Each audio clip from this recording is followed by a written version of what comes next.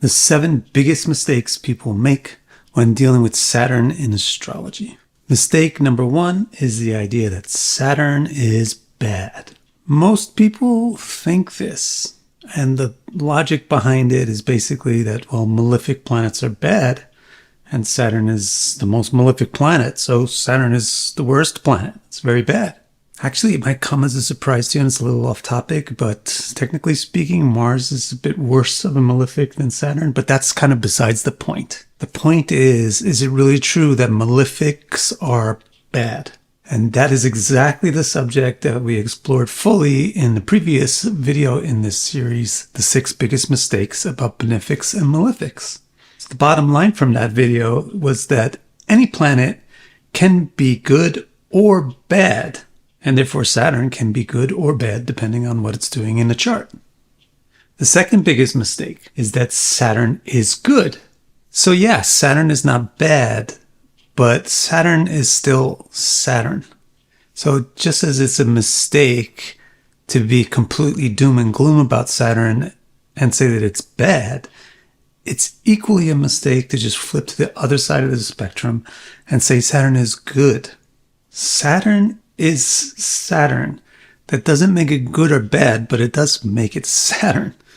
And Saturn is not really somebody that you would want to invite to a party or take out on a date or that you would hope shows up on your vacation. Because the things that Saturn represent are very serious. Serious things are neither bad nor good. It depends on how you deal with them. But still, Saturn is not really a good planet, just as much as it's not really a bad planet. Its goodness or badness depends on what's going on with it in a chart at any given time. The third biggest mistake that people make when dealing with Saturn in astrology is that Saturn represents authorities. Authority, maturity, stuff like that. A lot of people think that Saturn symbolizes those things. But the truth of the matter is that the Sun, not Saturn, symbolizes those things. And so if that's the case, why do so many people think otherwise? Well, it's because in practicality, the things that Saturn does symbolize have a indirect but very significant effect on things like maturity, authority, discipline, and so forth. So the real question is, what exactly does Saturn represent? Just as Mars and Venus form a pair of opposites, Saturn and Jupiter form a pair of opposites. And so Saturn is the counterpoint to Jupiter. Where Jupiter represents positivity, Saturn represents negativity. Negativity is not necessarily bad. If you have cancer, you want to get rid of it. You want to be negative towards it. You want to reduce it. So that's an example where negativity is good. Saturn is negative. It doesn't mean it's bad. But it doesn't mean it's not negative. So there are 2 important ramifications of negativity: pessimism and decrease, the minus sign. So this is why Saturn has to do with all types of things that are pessimistic and reductive. This is why it's thinning, and it has to do with scarcity. So you just have to flesh that out a little bit and you get all the symbolisms that Saturn actually accurately represents. So to give you a few of the key ones. Because it represents pessimism, it therefore represents skepticism and realism. And because it represents decrease, it has to do with restriction of things, not letting things grow or increase. Because of that, it has to do with strictness and the restricted. That's why Saturn has to do with people that are highly controlled or restricted, the lower classes, the more downtrodden people. And this is why it has to do with strictness and limitation in general. Also, decrease has to do with destruction, to reduce something. And so this is why Saturn symbolizes death and longevity. And that's where all the things like age, time, oldness, illness, that's how all those associations become authentically and truly in the portfolio of what Saturn actually does symbolize. Now, what about the concept of Saturn symbolizing authority? Really, the Sun symbolizes authority. But you can see how Saturn's symbolism has a huge indirect impact on how you or I would experience authority, because it has to do with restriction and strictness and the restricted. So restriction and strictness is what authorities do, and the restricted are the people who are impacted by authority. Some people think Saturn represents maturity. It doesn't. The sun represents maturity. But Saturn indirectly impacts maturity because it has to do with age and skepticism. Immaturity has the opposite of skepticism to it as naivety. Many people think that Saturn represents dutifulness or duty in general and discipline. Really, it's the sun that represents duty and dutifulness, and it's Mars that really represents discipline per se. But Saturn, again, has a huge impact upon those things indirectly because it represents strictness and limitation, not exceeding your boundaries, staying within your rule set, following your duties. Dutifulness is not what Saturn represents, but limitations is what Saturn represents, and limitations has a lot to do with duty and discipline. The fourth big mistake about Saturn is that Saturn is your karma. Maybe this statement makes me cringe just because I have a traditional education or understanding of what karma actually, how you define this concept of karma.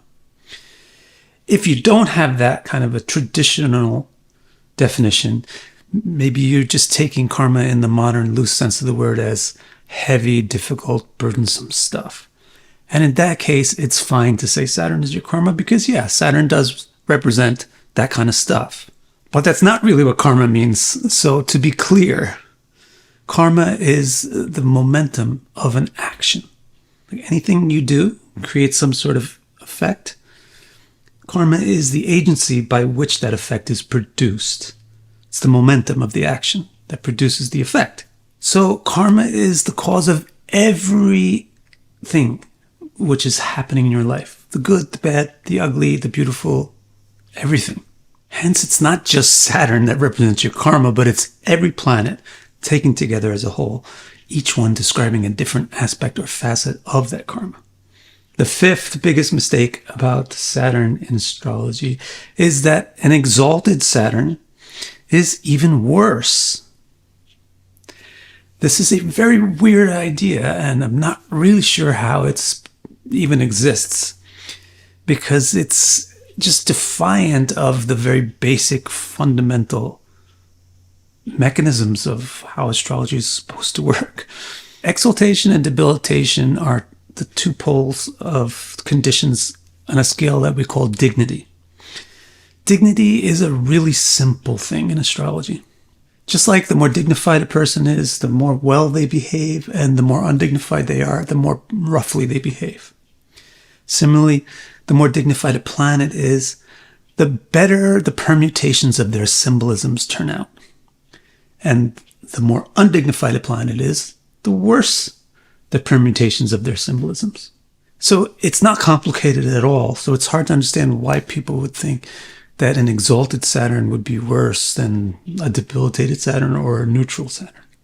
Maybe it's because sometimes you see weird situations in charts. So for example, maybe you see a chart where Saturn is debilitated. It's in Aries. But you see that the native is very healthy and they're very hardworking and so forth. They have the traits that they're not supposed to have if Saturn is debilitated. So you might think this whole dignity thing is wrong. You might try to reinvent the whole wheel and say that it's better to be debilitated, to have a debilitated Saturn. But you really should not do that. You should go through a checklist of other basic things first before you try to reinvent the actual system of astrology. So first of all, you should ask, is the Saturn really in Aries? Maybe I'm not using the accurate zodiac. I mean, maybe I'm, there's a whole other problem. And one day I'll do a biggest mistakes about the zodiac episode.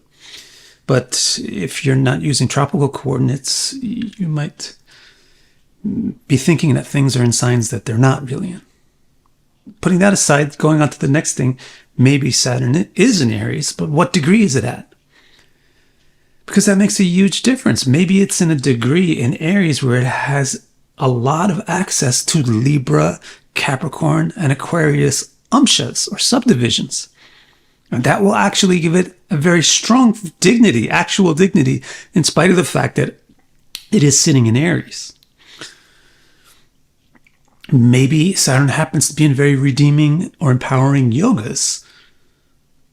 Or maybe the other factors that have to do with these things that you're interpreting, like health and tenacity and so forth, maybe those factors are really, really great and they're counterbalancing or counteracting Saturn's debilitation. Those are the kind of things you want to look at before you decide to throw one of the basic fundamental concepts of astrology like dignity out the window or turn it upside down. Similarly, you might see Saturn exalted in Libra, but you might find a native who is very excessive and over-emotional. We'll just do the same checklist. Is this really Libra?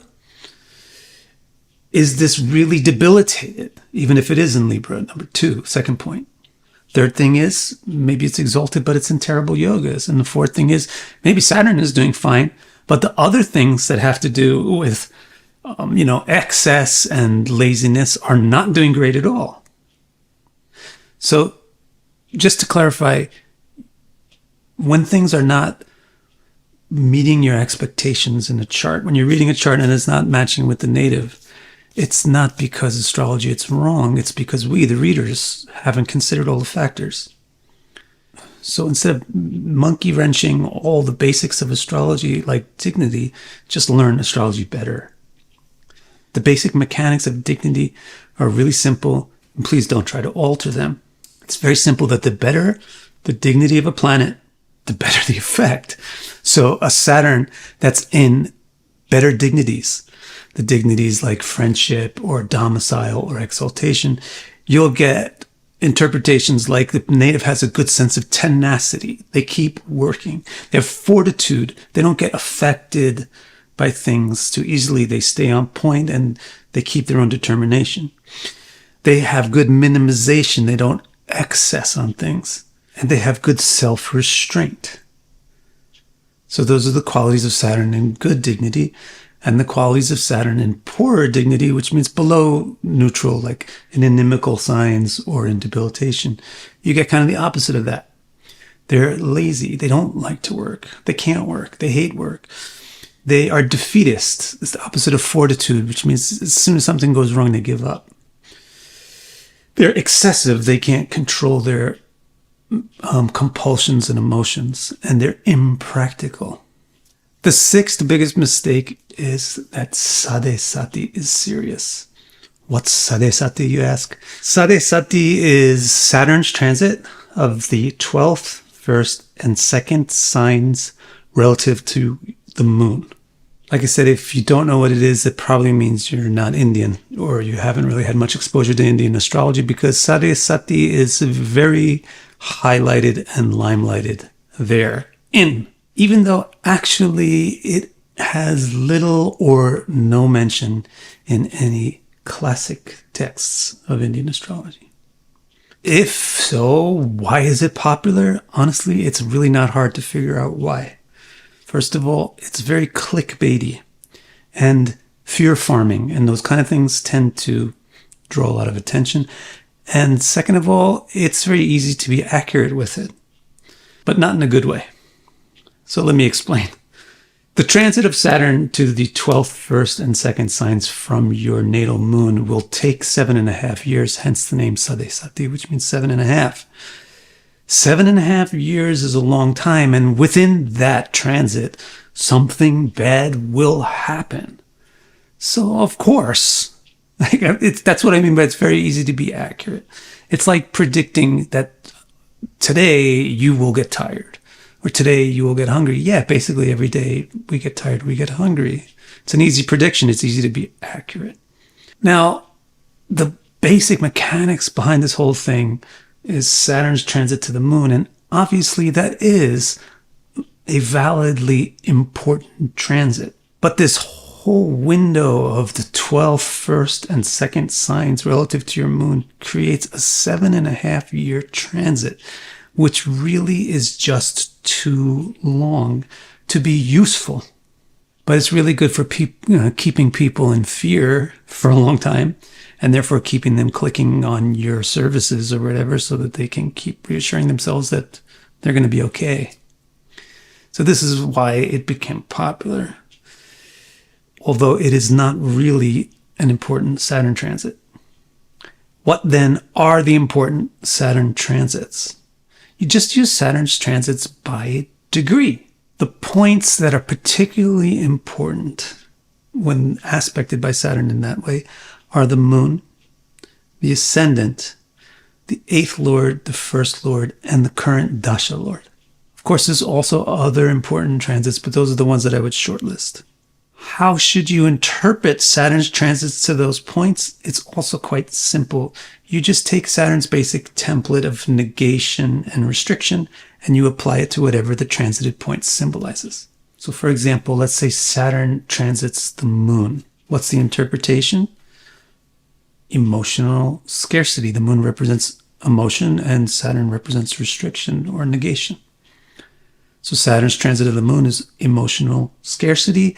Also, the moon represents affection and motheriness, and Saturn represents coldness and detachment. So Saturn's transit of the moon also indicates distrust of affection or lack of affection. Now, that sounds kind of bad, but the permutation of this interpretation should be either a little bit better or a little bit worse, depending upon the conditions. So one of the conditions is, what is the state that Saturn is in while it's transiting? Is it transiting from Libra exalted? Is it transiting from Aries debilitated?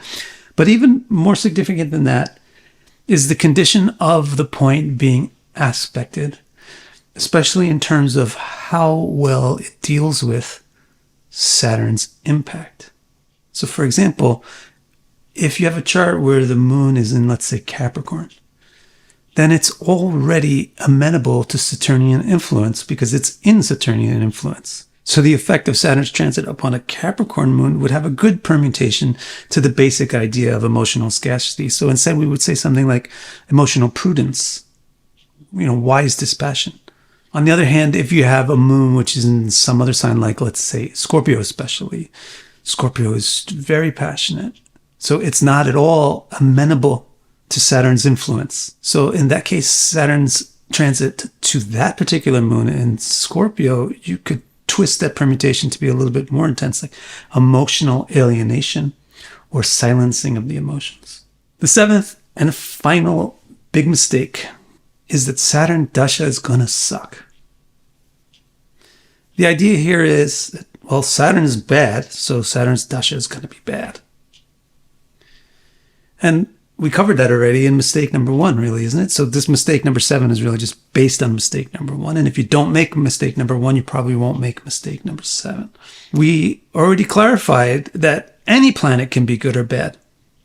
And therefore Saturn can be good or bad. And therefore Saturn's dasha could be good or bad. It depends on Saturn's condition in your chart. So if you have a bad Saturn in your chart, then yeah, your Saturn dasha is bad. And if you have a good Saturn in your chart, then no, your Saturn dasha is good.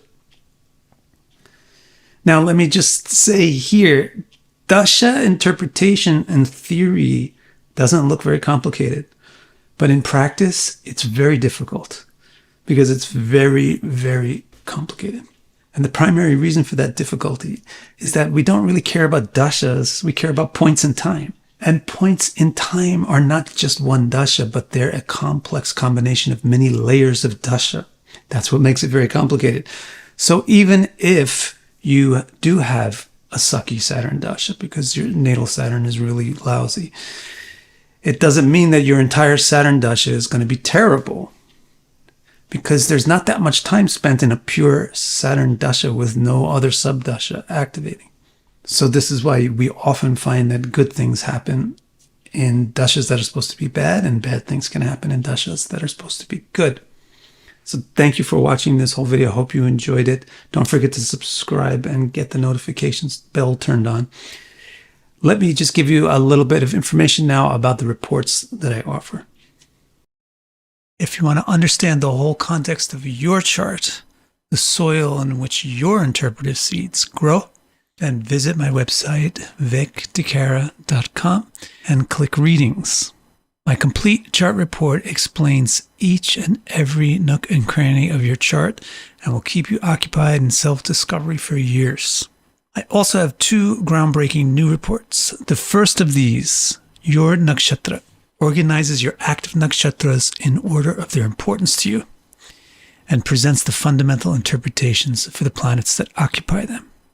In the newest report, Star Strength uses a system called Tarahabala to unfold 90 interpretations of the nuanced relationships between all the planets in your chart, which paints a rich and detailed picture of how your various strengths cooperate or compete with each other. Order these or any of my reports and accelerate your journey to deeper self-understanding.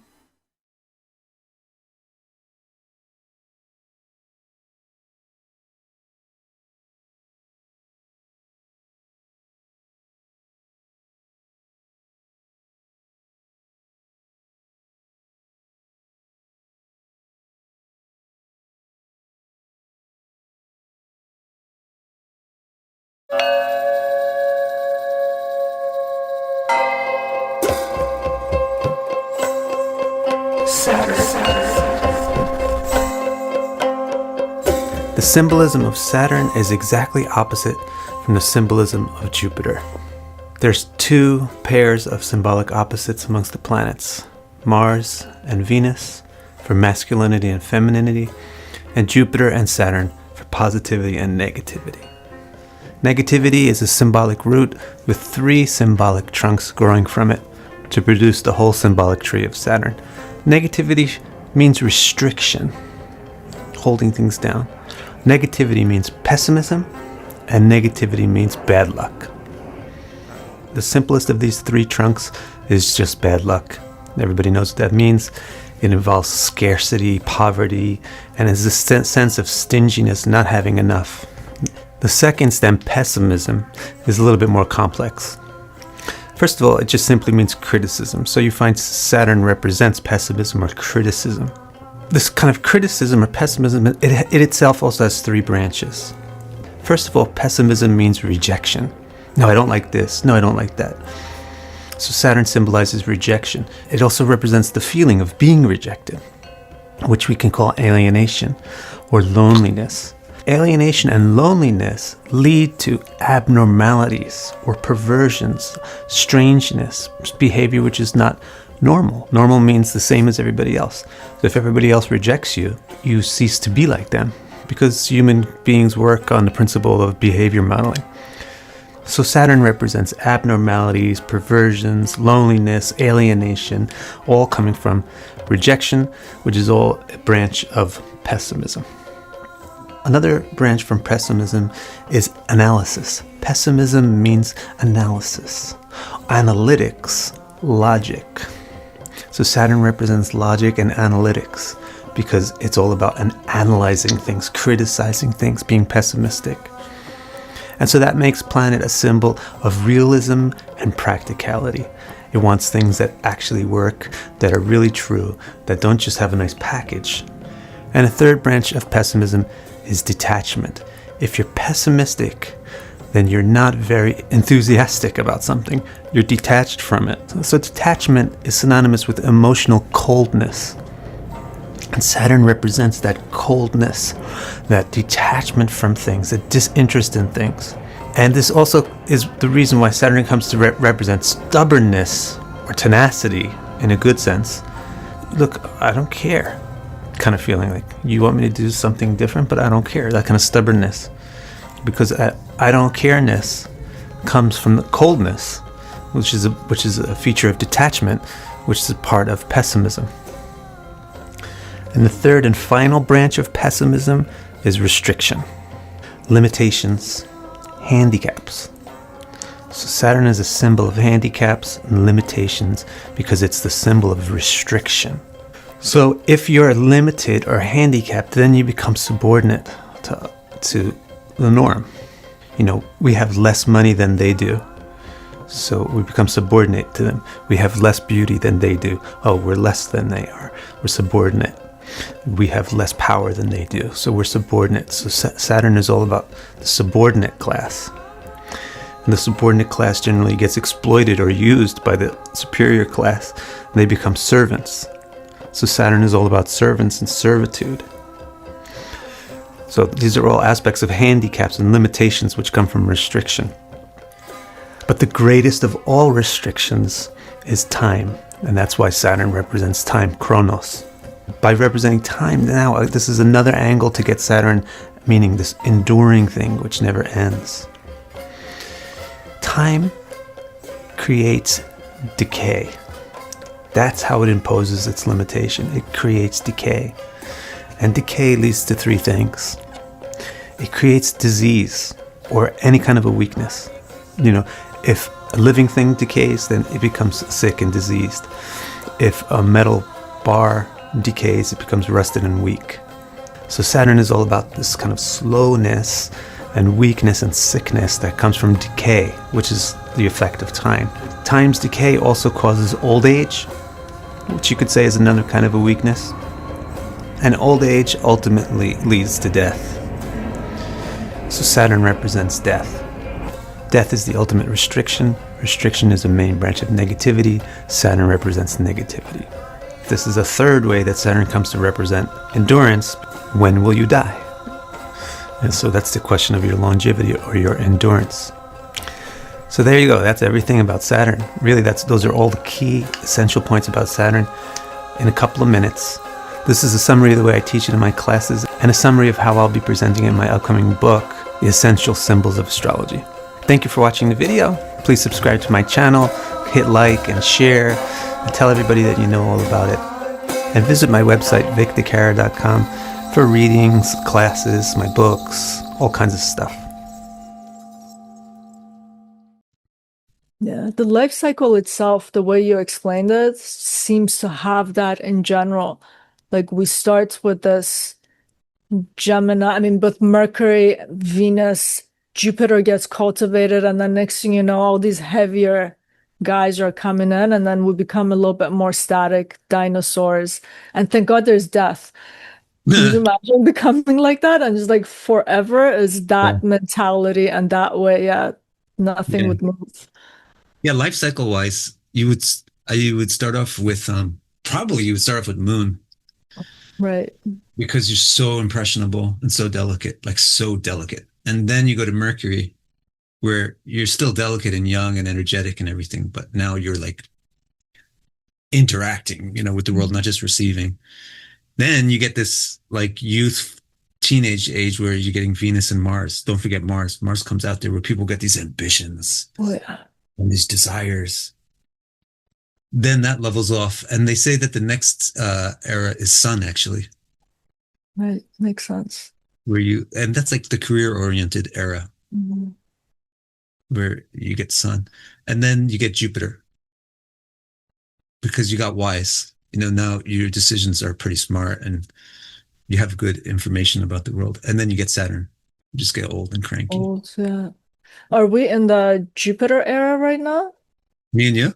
Yeah. Girl, I think we're in Venus era. Mercury. let's go back to the beginning. Yeah, no,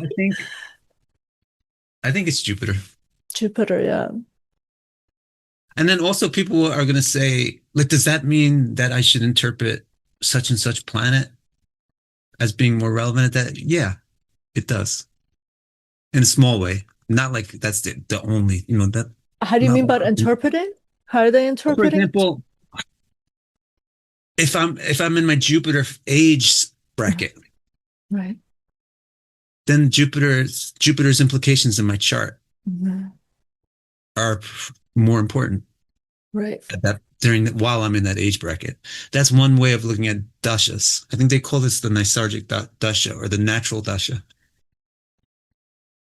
And that's a dasha that's the same for everybody. Like everybody will be in Jupiter period from the ages 50 to 75. And then there's the other dashas, which are based on other things, like usually nakshatra or something. And then those are dependent on your chart, as everyone will have a different one. Yeah. No, when we look at it naturally, that there's truth in that, even in absence of astrology. The way decision making goes, evaluation is at the age of 50 is not the same thing as 25. Yeah. It is more Jupiter oriented than, let's say, Sun era, ambition, work-wise. Who am I becoming because of what I do? Yeah, it's very different. And the person's sun sign, will be like really important. during their sun era. Their Jupiter sign will be really important during their Jupiter era. To what age would you say one is going through the moon and then Mercury and then I should Venus, Mars? I should review for an exact thing, but as from memory, Moon is very young. So like let's take Moon up to preschool. Preschool. Okay. And then Mercury definitely is the school era, like the elementary school era, Okay. but prepubescent. Okay. And once you get puberty, that's definitely where you get both Venus and Mars. Oh, I'm sorry. Yeah, both Venus and Mars Venus and at Mars. puberty, where you start to get romantic feelings, you start to think about sex, you start to feel sexual, and then you also, yeah, you get desires, you get ambitions, you start to think about what do you want to do with your life. Mm-hmm. That becomes really strong. You have to make decisions about what you want to do with your life. That's, I would say, teens. Mm-hmm. Teens, it's probably not that long of a period, probably till mid-20s. But maybe it's not so important to tie it into a number as it is to like the key event. The key event would really where you're like, okay, this is my job. Mm-hmm. When you feel like it doesn't have to be the job, but this is a job that is embodying that ambition that I had. Right. But 25 makes sense in the sense that that's the age people finish university before getting into a career. That's also biologically when the brain is, they say, fully has done its growing and development. Oh, that's interesting. That's also going to be your first Saturn return, Oh yeah, that's right around there. 25? Right Right around after there. that. Yeah. Yeah. Yeah. So that also makes sense that you'd be done. Your your recipe is finished baking when you get the first Saturn return. Yeah, then you get Sun. Sun for how long? They say generally 50. 50. Yeah. No, I can see that. But I would say probably it's less tied to that particular the biological number and more tied to the approach of retirement. Yeah. That's where you don't really have to be so strong anymore. You don't have to be so steady anymore. You can relax. You can think a little bit more. Hopefully, you have more time for enjoying things. Right. Your work is done.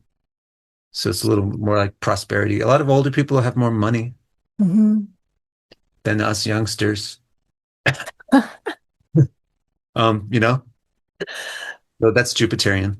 Jupiter. And then we also go to them for advice. They become the grandparents. They become the advisors. It's more Jupiterian.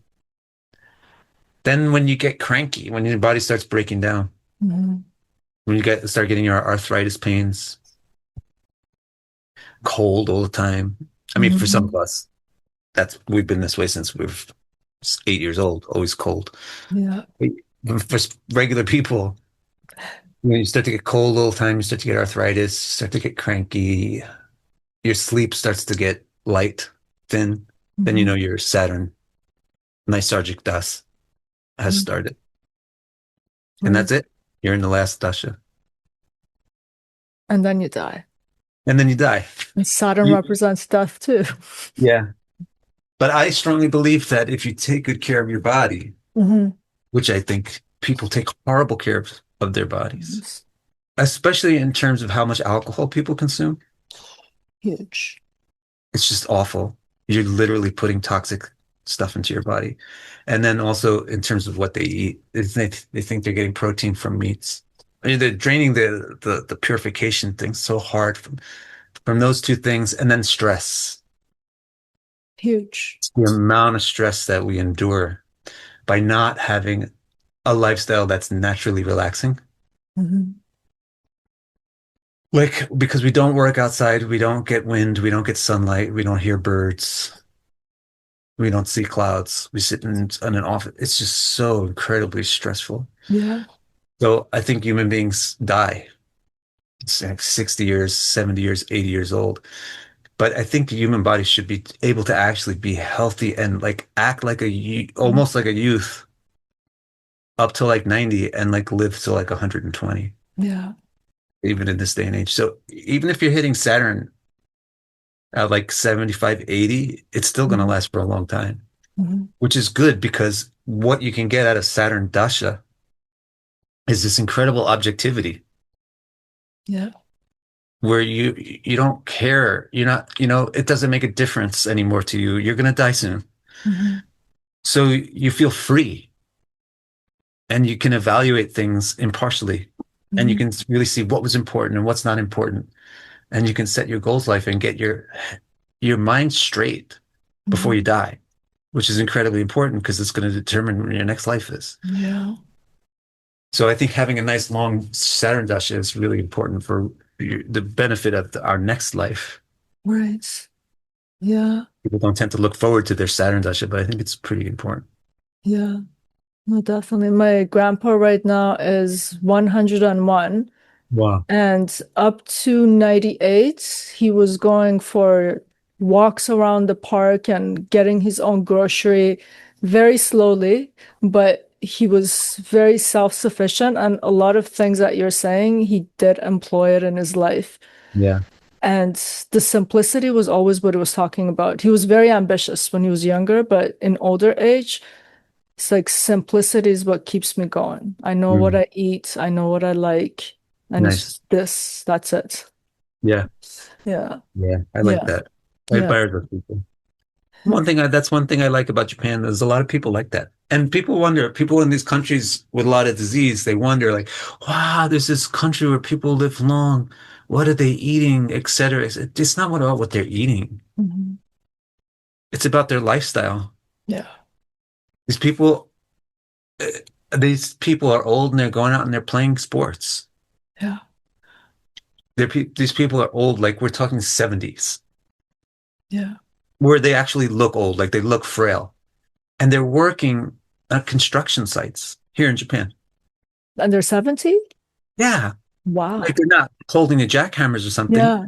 but they're out there In the like standing elements. around all Yeah. day, like telling the cars which direction to go, Wow. stuff like that. They don't feel like, oh no, I have arthritis. I better not stand up all day. Mhm. They feel like, yeah, I have arthritis. I better fucking move. I better move my body. Yeah. So that's why they live longer. Yeah. That's the key, really. I think Saturn can be because Saturn can kill us instantly Hmm. or can just let us endure depending on how we approach it. And I think you really cannot. Saturn Saturn's the kind of person, it's kind of um, very dominant personality. Dominant. Dominant. Saturn dominates. Not like Mars dominate or Sun. Well, they're both malefics, right? Yeah. Mars, Sun, and Saturn are three Yeah, that's malefics. true. So thus, they're all three very dominant. And Saturn, man, if you want to get the respect of Saturn, you better not be submissive. That's opposite of what everybody thinks. Yeah, because Saturn is going to attract all these little wimpy, little submissive people Right. that need some dominant force. Hmm. But Saturn is not going to respect any of those people. It's just going to suck them dry and kill them, suck out all their energy and kill them. Wow. But what Saturn, if you want to deal with your Saturn cycle of life, you better stand up and Mhm. be strong, be as dominant as Saturn is, and say, "No, I'm not going to succumb." Mhm. Oh, you have cancer. You're going to die in 2 years. No, I'm not. I'm not going to live like that. Even if I am, I'm not going to live like that. Mhm. I'm going to live. That's the kind of attitude that Saturn respects. Right. Do you think that's how one should stand or position themselves with Saturn return to during those phases, or no? Yeah, you have to. Saturn return phases have this feeling like you got crumbled under an avalanche. Hmm. Things are just like avalanching on top of your head. So it's not like I'm going to call you a wimp if you have to like hold your hands over your head because you do. You get avalanched by Saturn and you need to take a nap. I understand that. But ultimately, the way that you have to deal with the Saturn return Hmm. is you just have to figure out where did I get these bruises? Saturn hit me, Hmm. came in here and hit me, and I got bruised in this spot and this spot and this spot. That's because I'm weak. During the return, you get During the hit. return, I feel like during the return, you Yeah. usually get injury Yeah. emotional, financial, practical, relational, some, Mhm. or maybe all of the above. You see, that's what you should see. Where did I get the injury from the Saturn return? Because Saturn return is just saying it just puts actually like a lot of crushing force on us, and Mhm. then the weak spots are the ones that break. So it's kind of like as the return is moving off, then you get the opportunity to think, how do I make sure that this doesn't happen anymore? Yeah. Well, how do I need to restructure my life and my thought process so that I'm not so weak? Yeah, because like this Saturn return is so huge for people who watch astrology because of the demographic too. A lot of people are experiencing it for the first time. Like this on Saturn Sati. And I think if we can say a couple of things and make that into a video, that would be awesome if you have time. Sarisati? Yeah, in a second, but I just wanted to say this, like what you're saying is so profound in terms of how to think about Saturn return, because a lot of people are just saying you've matured and now you know, but not realizing Saturn will inflict pain and to afterwards to realize what that pain was and how to proceed is so important after the Yeah. Saturn return. Saturn return is like a typical thing. Like it's pop. People know about it. Mhm. What's the name of that band from Orange County? Gwen Stefani's band. No I'm doubt. just a girl, no doubt. Even No Doubt has a song called Saturn Return. I never heard of that. Okay. Yeah. Um, but actually, you can get the same effect from Saturn return in other ways. Basically, basically a Saturn return is just a Saturn transit. Hmm. So there's one or two other really significant Saturn transits that are like mirrors of a Saturn return also. And that's going to happen when Saturn aspects the moon, Hmm. which in India it got popularized as something called Sadhisati, Right. which is now a little bit distorted. The way that even they evaluate it is distorted. Now they think it means when it's in the 12th, first, and second houses from your moon. But Mhm. really, it's just when it's aspecting your moon, it's Sadhisati. I mean, Sadhisati is not the right word for it. It's just a Saturn transit to your moon. Aspect or conjunct? Just consider it a conjunction, a type of an aspect, and then you Aspect. include the whole thing. So it could be 0 degrees, 180 degrees, Hmm. 270 degrees, or 60. Those are Hmm. the Saturn aspects that are very strong. Then and then the third one is when it's to your ascendant. And then just to illustrate something is an interesting technique. If you have a chart Hmm. like mine, where your moon is in the sixth house and your Saturn is in the fifth late, your moon is in the sixth early, then you can get all three of these things happen. Yeah, I was just gonna say I'm sorry. Yeah. That's Pretty heavy similar, duty. pretty at the same time, you Yeah, know, or like in right in like a sequence. yeah. So those are the kind of people that would be talking a lot about Saturn returns. Like, shit, I got hammered in my Saturn return. Right? Somebody else might not be like, oh, Saturn return, is that really an important thing? I didn't really notice it when it happened because Mhm. probably their Saturn is like way out in a position where that's the only thing that happens to them at that time. It's just that one transit. But you'll feel that same effect of like you get hammered, you get avalanched when Saturn is going over your ascendant or your moon, Right, especially if it's not in a happy dignity while it's doing so. Like if it's going through Aries, well, that's what was happening to me. right. It's going through Aries while it's aspecting your ascendant and your moon. Hi. This is a big time Uh, for a really difficult experience. yeah. Actually, when Saturn goes to that sector of your chart after the second house, you're just getting hit because then you're having a Jupiter opposition that opposing in the fourth house, and then it's fourth to the first. Yeah, the whole thing Yeah. just becomes very difficult. For me Yeah. personally, and also for anybody, when Saturn's getting to Yeah. your fourth house, it's almost the same as when it's in your first. And depending on what sign you have, Right. so if you have a Capricorn ascendant, then you'll be happy when Saturn goes over your ascendant. because Saturn's happy when it's over your ascendant, but you'll have a hard time when it's in your fourth house in Aries, Yeah. affecting your ascendant. Right. Okay. That's another reason too. Like if somebody has a very good Saturn, like an exalted Saturn or a Capricorn Saturn or an Aquarius Saturn, they might not be, they might be thinking, what are these people whining about with the Saturn return business? It's not a big deal. Mm-hmm. Because when Saturn is returning to their Saturn, it's doing so in a nice dignity. Mm-hmm. Yeah. But it will hit at other points of life because let's say someone's a Leo ascendant, Saturn, Aquarius, seventh house. Once when Saturn comes to that first house, opposing that Saturn in Leo is not going to feel good, probably. Not going to Yeah. feel good, Lisa. Not going to feel good. Okay. So Yeah. what should one expect to experience in general with Saturn when it's coming to these decisive points of life or aspects? I think you have to face losses. And there's no two ways about it. Like you'll lose people from your life. Okay. You'll lose intimacy. You'll have to face losses. You'll have to face coldness, like lone distance. You'll have to deal with the feeling of distance. Mm-hmm. Just anything any kind of trigger of sadness you'll feel from Saturn. Anything that could possibly make a person depressed. That's what Mm-hmm. Saturn is going to bring and show Mm-hmm.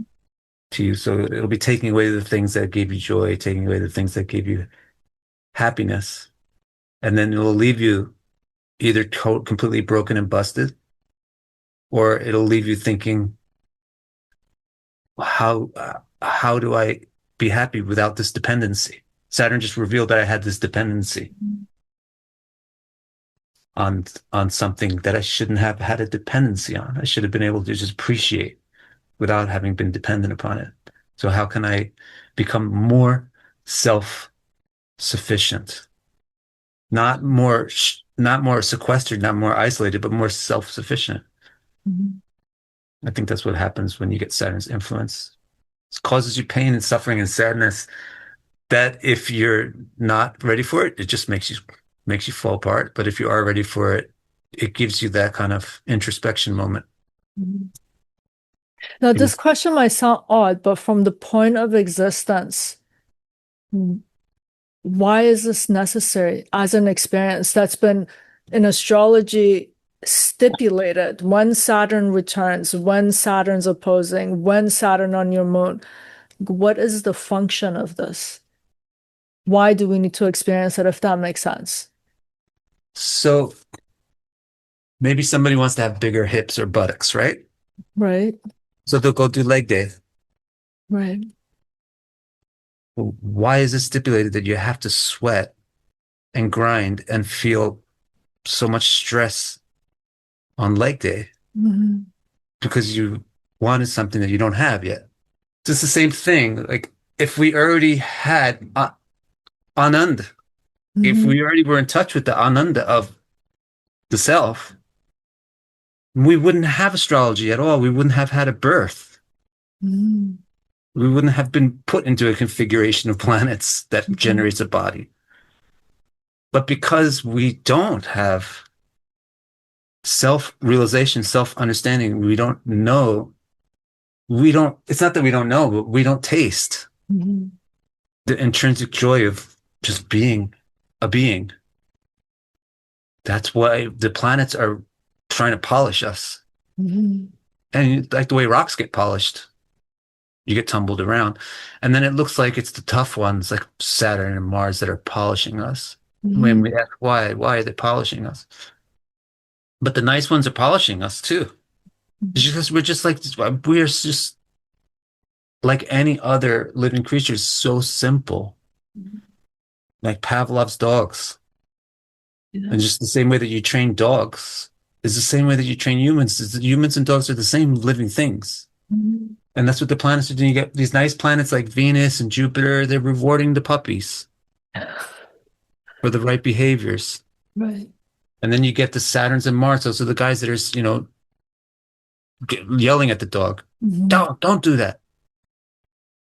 So why do we need it? Because we still haven't figured it out. Mhm. We shouldn't need it. And once upon a time, we won't need it. Mhm. But right now, we need it. Right. Could it be that a human being, let's say in the first Saturn return, even the second one, there's still a lot of polishing that needs to be done. Therefore, one feels a lot of suffering because of the losses. But let's say one gets to the third one. Could there be enough wisdom that, yeah, losses will occur, body will deteriorate a hell of a lot more, but the person has that, like, maybe a stoic mindset of preferred indifference. I preferred youth, but I'm okay with this. Yeah, for It's sure. possible to get there. I hope so. Okay. Yeah, I think it's more than possible. It should happen. Should happen. That should be what happens. We should plan Saturn, for that. Saturn optimism at 90. We can do Yeah. it. I mean, that should be our goal.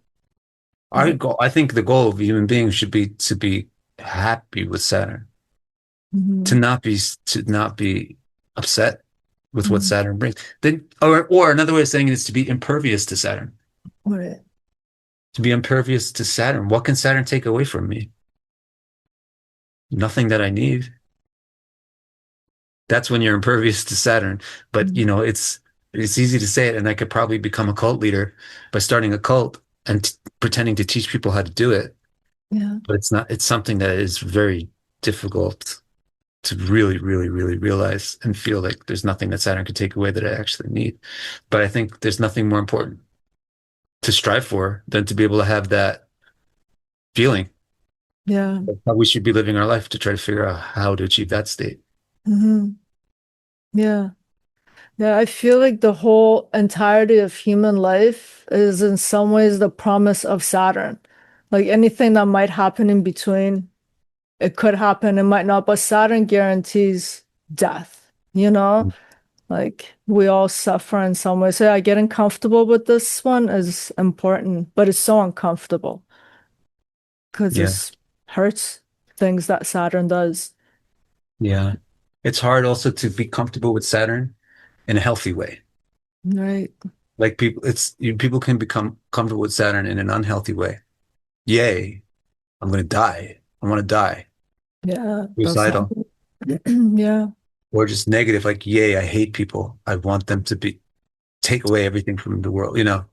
Hmm. That's not a healthy way of being comfortable with Saturn. That's more of Yeah. an obsession with Saturn.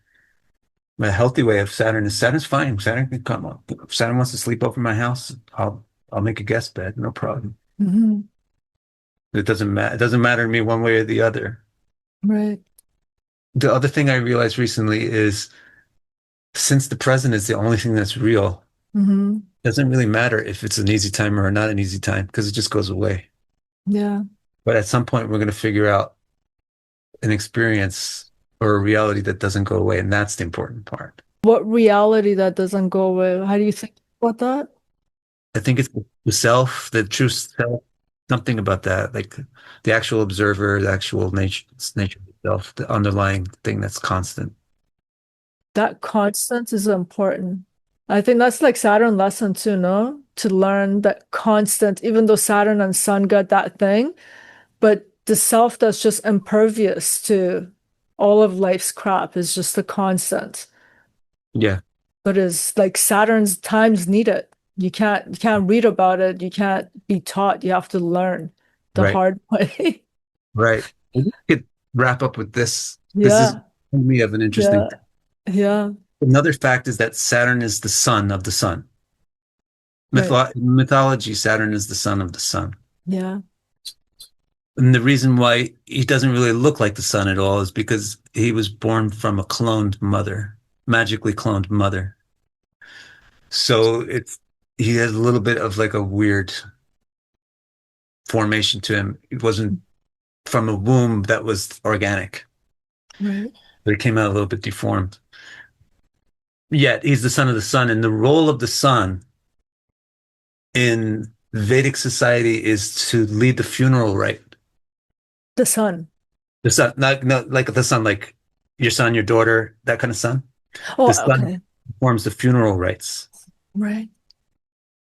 And funeral rites are important in Hindu society and Buddhist society for just kind of making sure or helping the deceased person not get off track as they go through the underworld, not get lost down there, not become a ghost, Right. not wander around between lives, get to the next destination, not be scared to go forward. The funeral rites are important for that. So in Vedic culture, the son, the person who the son, your child, has kind of like that feeling of redeeming or saving the parent.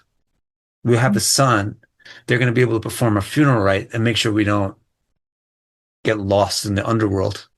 Mm-hmm.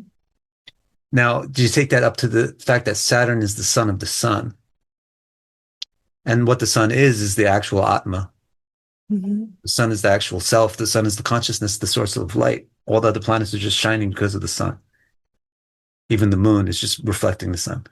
So the sun is the real self. It's the real light.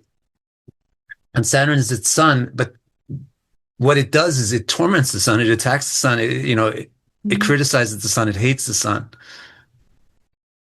Because its ultimate objective is to purify the sun and redeem its father. Right. And make it realize I didn't need Mercury, the moon, Mercury, Venus, and Jupiter. Mm-hmm. I didn't need to expand my attention and my energy into all this stuff that's not really me. Things that move in the sky and change over time. I'm me, I'm constant, I'm eternal. I'm going to just keep my energy within myself instead of burning it and making it go and light up the universe. I'm going to light up myself. That's the role of Saturn. It strips away all the value of all the other planets and leaves the sun with only itself. And by so doing, it performs the funeral rite for the sun that lets it actually become enlightened. Wow. Yeah. I can't wait till this video is out and I can rehear that part again. Great. It's going to be a weird video because I don't know if I'm getting recorded anywhere, but Oh my God, no, that has to be. But I know at least the audio is recorded. Okay. We can use Saturn's transits to foretell when we're going to get stressed out. And not just when we're going to get stressed out in general, but when we're going to have specific sources of stress from particular houses. Here is the exact technique defined in the first statement of the 17th chapter of Paladipika. Tat tad bhavad ashtamesha stitamshe tat trikornage vyayesha stita bhangsheva mande tat bhavanashanam. This means that any house will suffer when Saturn transits trine to its 8th or 12th lord. Let's figure out how we can actually use this technique and become a little bit familiar with it so it's pretty easy to use. The first thing we should do is be comfortable finding the 8th and 12th lords from any particular sign. So let's run through 3 examples. Take the example of Leo. Which planets are the 8th and the 12th lords for Leo? Well, the 12th sign from Leo is Cancer, so Moon is the 12th lord. And the 8th sign from Leo is Pisces, so Jupiter is the 8th lord. Let's look at the example of Virgo. Virgo's 12th sign is Leo, and Virgo's 8th sign is Aries. So the Sun, the ruler of Leo, and Mars, the ruler of Aries, are the 8th and the 12th lords relative to Virgo. Let's do it one more time. For Libra, the 12th sign from Libra is Virgo, and the 8th sign from Libra is Taurus. That means the owner of Virgo, Mercury, and the owner of Taurus, Venus, are the 8th and the 12th lords for Libra. Now that we know how to spot the 8th and the 12th lords, let's get used to using the rest of the technique. Let's stick with Libra for a second and take these 8th and 12th lords, Venus and Mercury, and put them somewhere and use this as an example chart. So let's say Venus and Mercury are in Aries while Leo is rising. The technique is, once again, that any house will suffer when Saturn transits to its 8th or its 12th lord. So there's the 8th or 12th lord for the third house, Venus and Mercury. So when Saturn is trying to Venus and Mercury, the third house should suffer. Saturn will be trying to this Venus and Mercury whenever it's in any fire sign. So what we can say is, in this chart, Libra, which is the third house, will suffer when Saturn is transiting a fire sign. Let's try this out again on a different example. Let's use the Virgo example. Virgo's 12th lord is the Sun, and the 8th lord is Mars. So let's put those two planets somewhere. Put Mars in Gemini and Sun in Pisces for the sake of an example, and keep Leo rising. The technique is that this house, Virgo, will suffer when its 8th and 12th lords are trined by Saturn. So draw the trines from these planets. So that means that in this chart, Virgo, the second house, will suffer whatever Saturn is transiting, an air or a water sign. So that sort of sounds worse because now there's 6 signs that are going to be troubling for Saturn's transit. But this is an interesting point. If the 8th and the 12th lords are not trying to each other, as in the case with this previous example, then Saturn cannot trine both of them at the same time. It can only trine one at a time. But in the first example we looked at, when the 8th and the 12th lords were conjoined, Saturn could trine both of them at the same time. And that's actually worse, because that indicates double the effect. Since this is the case, I recommend that is the most efficient way to spend your time as an astrologer is to look for this second case. To look for the cases where planets in the natal chart are trined to each other, because then they can be both trined by Saturn and other planets in transit at the same time, which gives more effect. Let's walk through how to use this technique in a real chart. Here's an actual chart to use for an example, and I'll show you the 3 steps of how to use this technique. So step 1, look at the natal chart and find the trines that are in it. For example, this chart has Moon and Jupiter in Aries. And are they close? They're pretty close. They're 6 degrees apart. So they're kind of close enough. Also look down in Virgo and see the Sun and Venus are quite close together. They're only 3 degrees apart. So Saturn can certainly trine both of those at the same time. You also almost have a trine between Mars and Mercury, but it's about 14 degrees out of alignment, and that's a bit too much. I would ignore that one. It's not really a trine. So really, in this particular example chart, there's 2 planetary pairs that we want to keep our eye on: Venus and the Sun, and Jupiter and the Moon. And now that we've identified this much, we're done with step 1. Now we can proceed to step 2, which is to ask, do these pairs of planets own signs that are trined to each other? For Venus and the Sun, do they own signs that are trined to each other? Well, the easiest way to do this is by elements. The Sun only owns Leo, and Leo is a fire sign. So if Venus doesn't own a fire sign, it can't own a sign that's trine to Leo. And in fact, Venus doesn't. Now let's go on and ask the same question to the Jupiter and Moon pair. Do they own signs which are trine to each other? The Moon owns Cancer, which is a water sign. And does Jupiter own a water sign? It does. It owns Pisces. So now we go to part 2 of the question, which is, okay, Cancer and Pisces are the 12th and 8th houses for which sign? Well, they're the 12th and 8th lords for Leo, which in this chart is the second house. So now we've narrowed it down to one key conjunction that we want to watch the transits to. We want to watch the transits of Saturn to this native's Jupiter and Moon, because we want to know when they're going to get stress in their life related to the second house. So we're almost done. We just look at step 3, which is just to identify the transit or define the transit more exactly. It's going to be whenever Saturn is trine to this pair, which means whenever Saturn is in Aries, Leo, or Sagittarius. But we're talking about trines by degrees.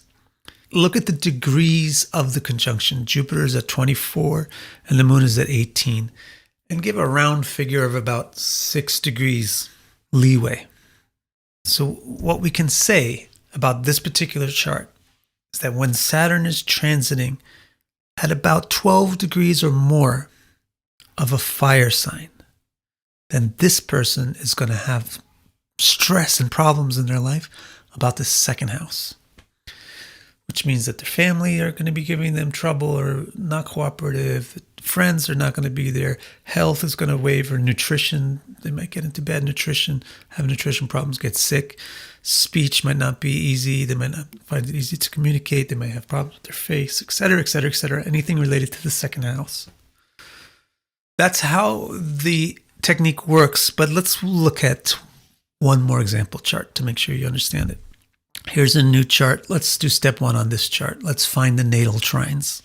Well, first of all, we found a conjunction of the Sun and Mars, which is very close together, 2 degrees apart. We might also be looking at this other sort of conjunction between Saturn and the Moon, but count the degrees between these planets. It's 9 degrees from Saturn to the edge of Gemini, and then another 5 degrees from there to the Moon. So it's 14 degrees separating Saturn and the Moon. So that's a bit too far apart. So we can ignore that one. Another thing we might look at is Jupiter in Libra seems to be trine to the Moon in Gemini because they're both air signs. But actually the Moon is at the beginning of Gemini and Jupiter is very close to the end of Libra. So there's actually a whole 23 degrees out of alignment from the trine. So this one again is not going to be on our watch list. There's one more trine in this chart though. It's Saturn and Venus, both in Earth signs, Saturn in Taurus, Venus in Virgo. And the degrees here are quite close. It's about 4 degrees. So we identified 2 trines in this chart. One of them is Saturn plus Venus, and the other one is Mars plus Sun. Now we're going to go to step 2, but let's just do them one at a time because Mars and Sun is much more simple than Saturn and Venus. So let's ask the Mars-Sun pair, hey, do you guys own signs that are trine to each other? Sun owns a fire sign. Mars also owns a fire sign. So the answer is yes. The Sun owns Leo. Mars owns Aries. And those are the 8th and the 12th signs from Virgo. So now we know that Saturn's transits to this conjunction are going to put stress on Virgo, which is this native's 9th house. Now we can proceed to step 3, which is just to more exactly define what transit we are looking for. We're looking for the trine to the Sun and Mars. So we're looking for Saturn to be in a water sign at less than 11-ish degrees, maybe 12-ish degrees. Why? Because Mars is at 6, so 11, 12 degrees, and beyond that, it gets out of the trine. So our statement for this chart can be when Saturn transits up to 11 degrees in water signs, this person will have 9th house problems. What are 9th house problems? It's not easy to finish anything successfully. It's not easy to get recognition for anything. It's not easy to win or get success. Additionally, you can have problems with teachers and authority structures and figures like religions and laws and stuff like that. Now, in step 1, we previously identified another pair that we're trying. It's Saturn and Venus. Both of them own Earth and air signs. Venus owns Libra and Saturn owns Aquarius. They both have an air sign. And so this means that Saturn's trines to these planets are going to affect Pisces, which is this native's 3rd house. But Venus also owns an Earth sign and Saturn also owns an Earth sign. Saturn has Capricorn and Venus has Taurus. And those are the 8th and 12th houses for Gemini. So this particular trine of Saturn and Venus is doubly impactful because it will affect 2 houses. It will affect the native's 3rd and 6th house by affecting Pisces and Gemini. To identify this transit more specifically, we're looking for Saturn to be in one of these Earth signs because that's where the trine happens, but at degrees that are close to where the trine is happening. So between about 12 and 26 degrees. And so we can say that when Saturn transits between 12 and 26 degrees of an Earth sign, this person is going to have 3rd and 6th house problems, which probably means taking risks and getting into contests and contentions, risky business. But one point to note is that planets tend to be auspicious when they trine themselves. And so since Saturn is one of the planets involved in this, it's kind of protecting the transit from being very stressful. So it's like this native will get into risky situations and contentious situations that will probably turn out to be okay in the long run. So there you have it from just one text of Paladipika, text 1 of chapter 17. Such a goldmine of useful predictional astrology. If you have a question about the content, you can leave it in the comments. I'll try to notice that it's there and answer it. And if you like Paladipika, don't forget that I've published the first segment of it, the first 4 chapters of it.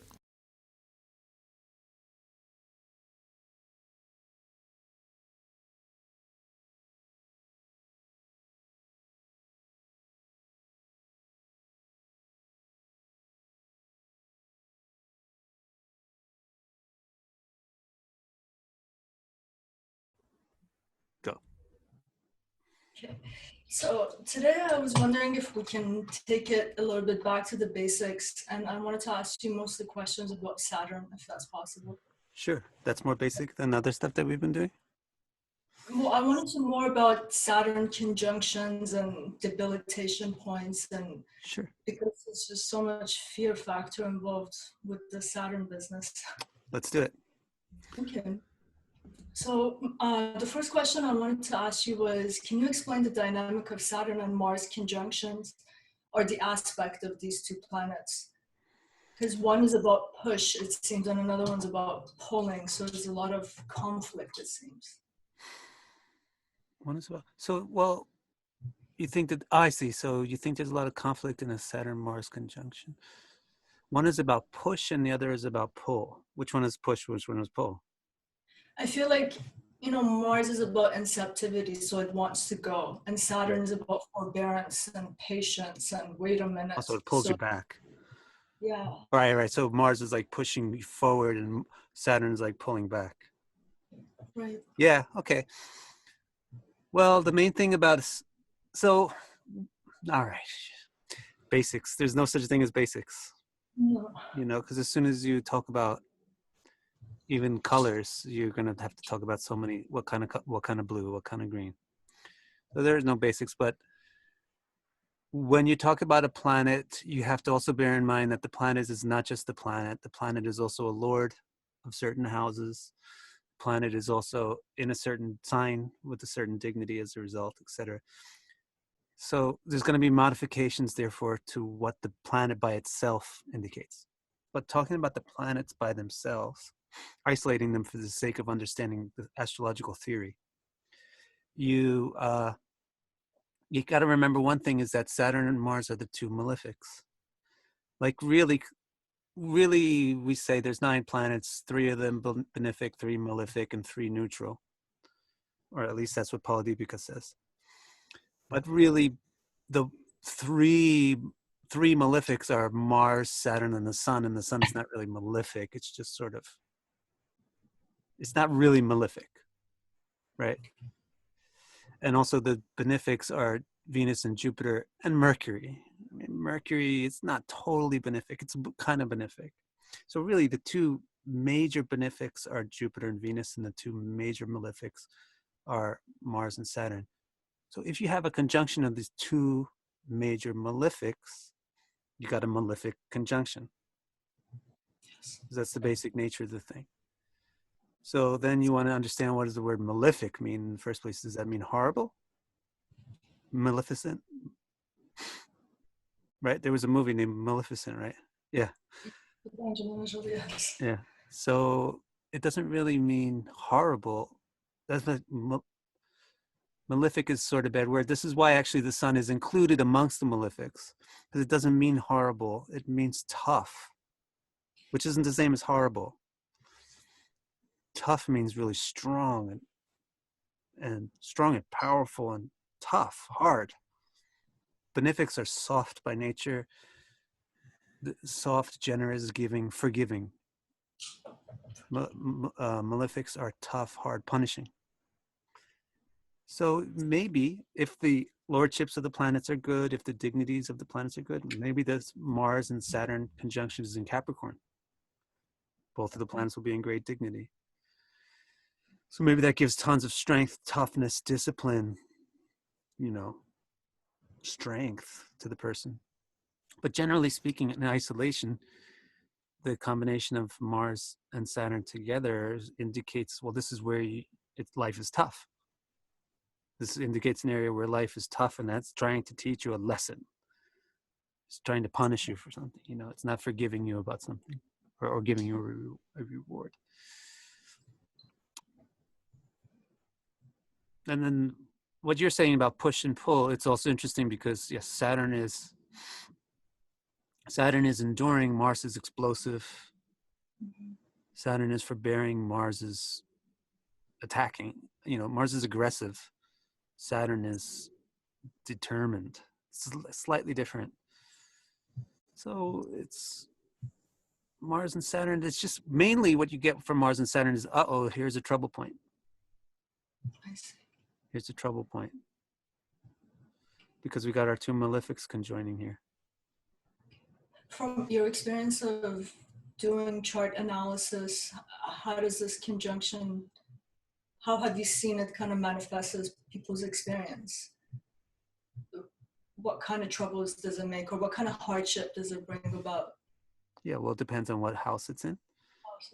That's your first question. If the Mars and Saturn conjunction is in the first house, then they probably have physical problems. If it's in the second house, then they probably had an unloving family, a really overly strict family, disciplinarian family. If in the third house, it might be great. This is an example. They may be super strong. They may be real athletic. They may have really lots of muscle and discipline and willpower and everything, bravery, because malefic planets do good in the third house. So it's not like Mars and Saturn's conjunction is always bad. In some houses, it'll be good. In some signs, it'll be good. Even if it's in the first house, but if it's in Capricorn, then it doesn't indicate bad health. It indicates tons of longevity and like enduring strength. I see. But, isolating it from the sign and just putting it in the houses, if it's in the fourth house, then it's like the mothering wasn't there. There was a problem with mothering or some emotional equivalent of mothering, where the person doesn't really understand how to love. They just understand rules and discipline, but they're drawing a blank on comprehending devotion and love and softness. Mars and Saturn in the fourth house. Mars and Saturn in the fifth house is double-edged. Mars and Saturn in the fifth house is very, very smart, because both Mars and Saturn can give a lot of logical support to logic. Very, very smart, very, very good with following instructions and patterns and recognizing patterns and everything, but not so good at expressing affections. So troubles with, again, Mars in fifth house, where it gives a blessing, like in the third, it gives intelligence, but where it indicates a challenge is like as it was in the fourth house. So that's sort of interesting. Mars and Saturn in the third house indicates like a blessing with strength. Mars and Saturn in the fourth house indicates a challenge with love. Mars and Saturn in the fifth house has got both. A blessing with strength, especially intellectual strength, but a challenge with love. Mars and Saturn in the sixth house is really good, again, like in the third, because malefics do good in the sixth. I see. Okay. And so on. And they told two friends, and they told two friends. Yes. Right? So you just take your symbol, and then you mix it with the other symbol that it's in. And then you mix it with the other symbol that it's in, because it's not just in the house, it's in a sign. And then you mix it with another symbol that it's in. It's not just in a house and a sign, it also owns certain houses. Right? So let's see, if Capricorn rises, then Mars is the fourth lord, and Saturn is the first lord. So if they conjoin, that makes a Raja Yoga, because the first lord is the Kona and the fourth lord is the Kendra. So Mars, people who have the ascendance of malefic planets are better insulated against malefic combinations in their chart because they have a malefic ascendant, so something good comes out of it. They're better able to deal with toughness because they themselves understand toughness. They understand discipline. They understand strength, grit, hardness. So with a Capricorn ascendant, a Mars and Saturn conjunction is a lot easier than with a Cancer ascendant. Or maybe that would also make a Raj Yoga Cancer ascendant.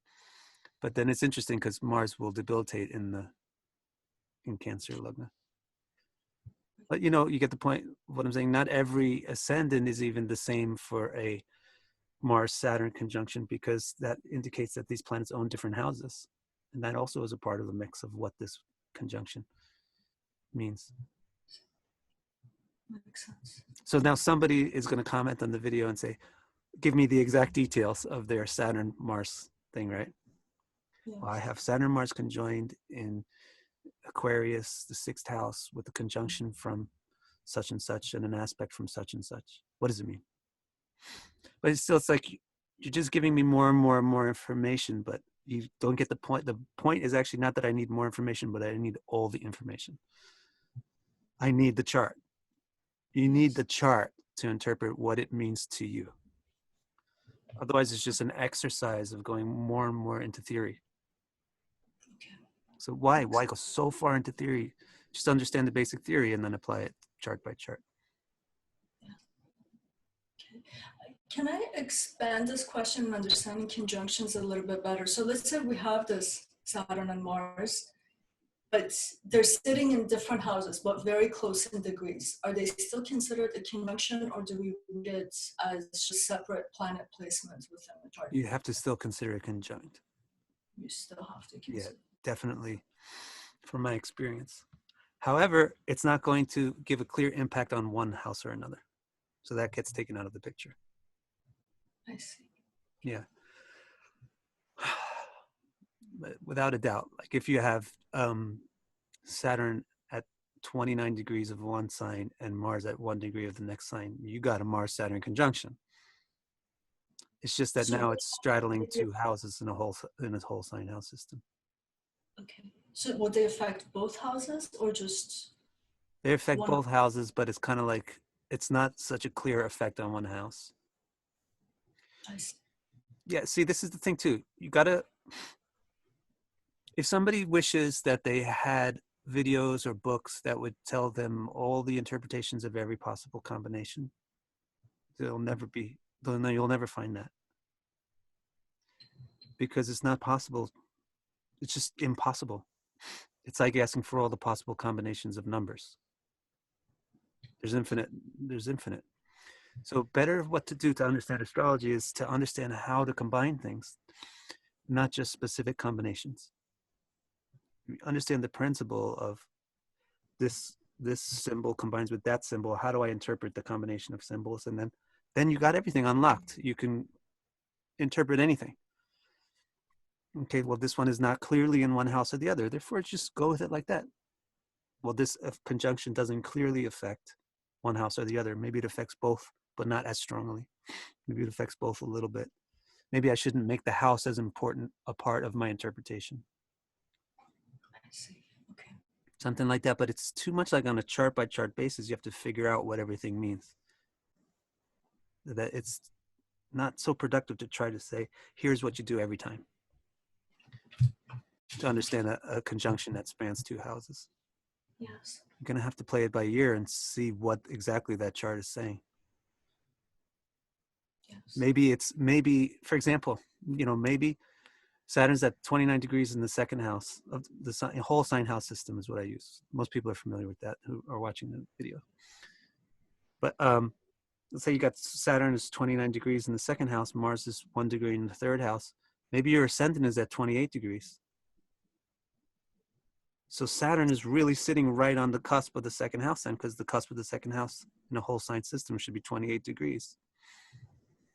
So then that Mars-Saturn conjunction really affects the 2nd house, even though Mars isn't even in the 2nd house. I see.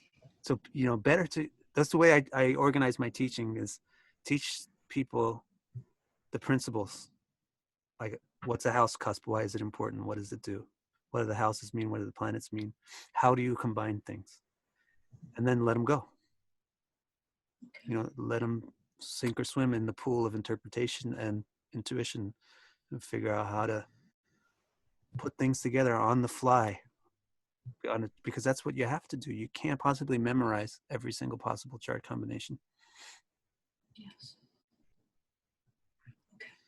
There's one more thing that's interesting too about the combinations. Well, what are they called? Conjunctions. You got to not only when you do a conjunction, don't just consider the latitude degree of the zodiac, but also consider the longitude degree, which is called declination. So how would you apply that to a chart?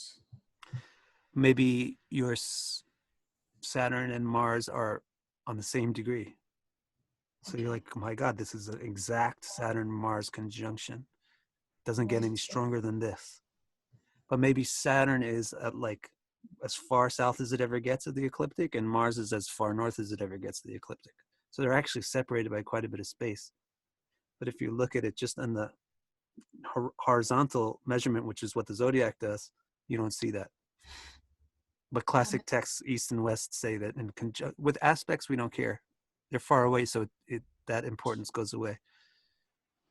But with conjunctions, the north and southness of the planet is also important. If the planets are in the same north and south, that also puts them closer together. The closer together they literally get, the more the conjunction is intense, for better or for worse.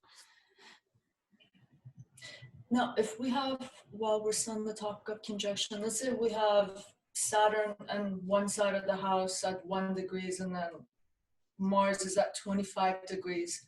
They're still affecting that house, but should we interpret it in terms of them having some sort of an effect on each other still, or just scratch that? Yeah, they have an effect on each other for sure. Okay. It's not like there's concrete walls between the signs, right? You can't even see the signs. Even the nakshatras, you can't see the borders between nakshatras. You can't see the borders between signs. It's not like there's concrete walls between them. Yes. Even if there's walls between things, you can hear what's on the other side of the wall, right? Actually, in the math that I do for considering a conjunction between planets, I do put a penalty in if there's a border. So like, for example, if a planet is 5 degrees away from another planet, I think the way that I do my math is if you're 15 degrees apart, if the two planets are 15 degrees apart, the conjunction is inconsequential. 15 or more degrees apart. I think it may be that, or I have to check my formulas and everything. It might be 30 degrees. But after a certain point, it's inconsequential. And then the closer you get together, the more power the conjunction gets. And so you figured out mathematically how much power the conjunction has. But what I do is I say, but if there's an important border in between them, like the border of Varashi, then you have to detract some points. You give a penalty, you subtract some of the potency from it. There is some kind of a bump or a border between signs. There's something in between signs, but it's not like a lead radioactive proof, bulletproof wall. It's a permeable membrane between the two signs.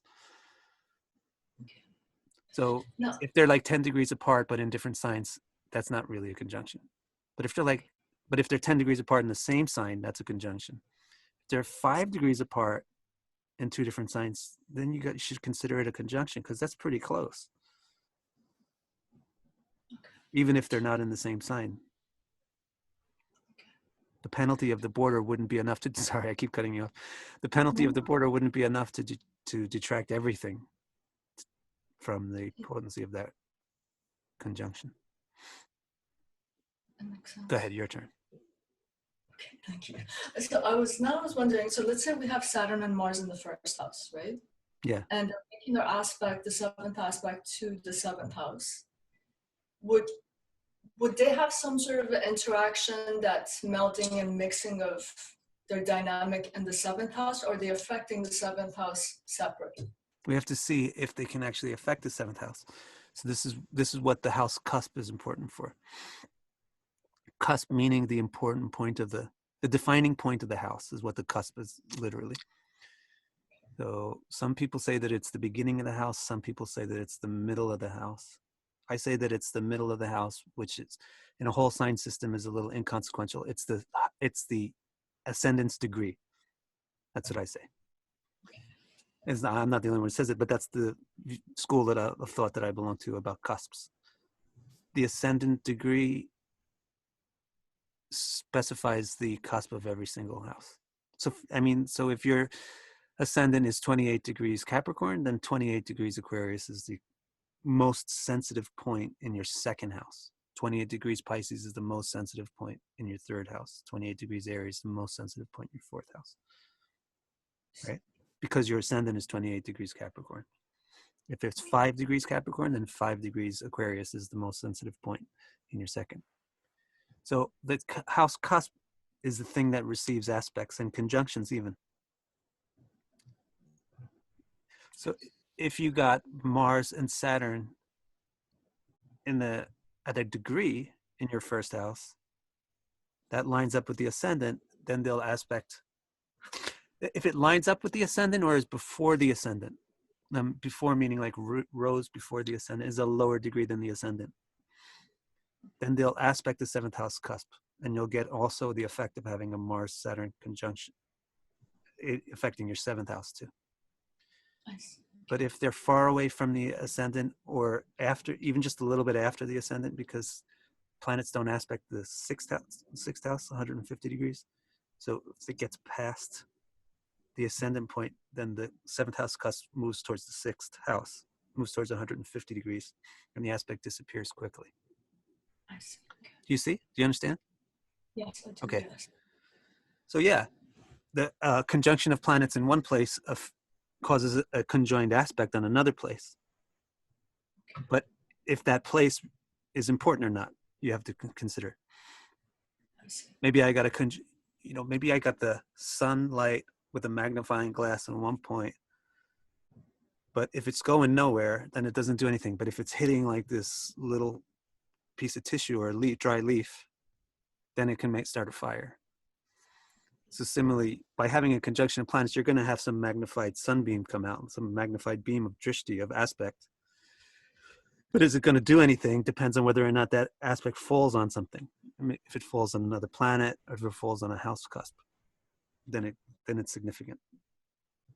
Makes sense. And this question perhaps it should be clear to me, but I wanted to know, let's say it meets all the criteria of having that aspect. Would the conjunctions affect or the dynamic be stronger in the actual house where the planets are sitting or in the aspecting house? Would they have the same kind of strength there or no? That's a good question.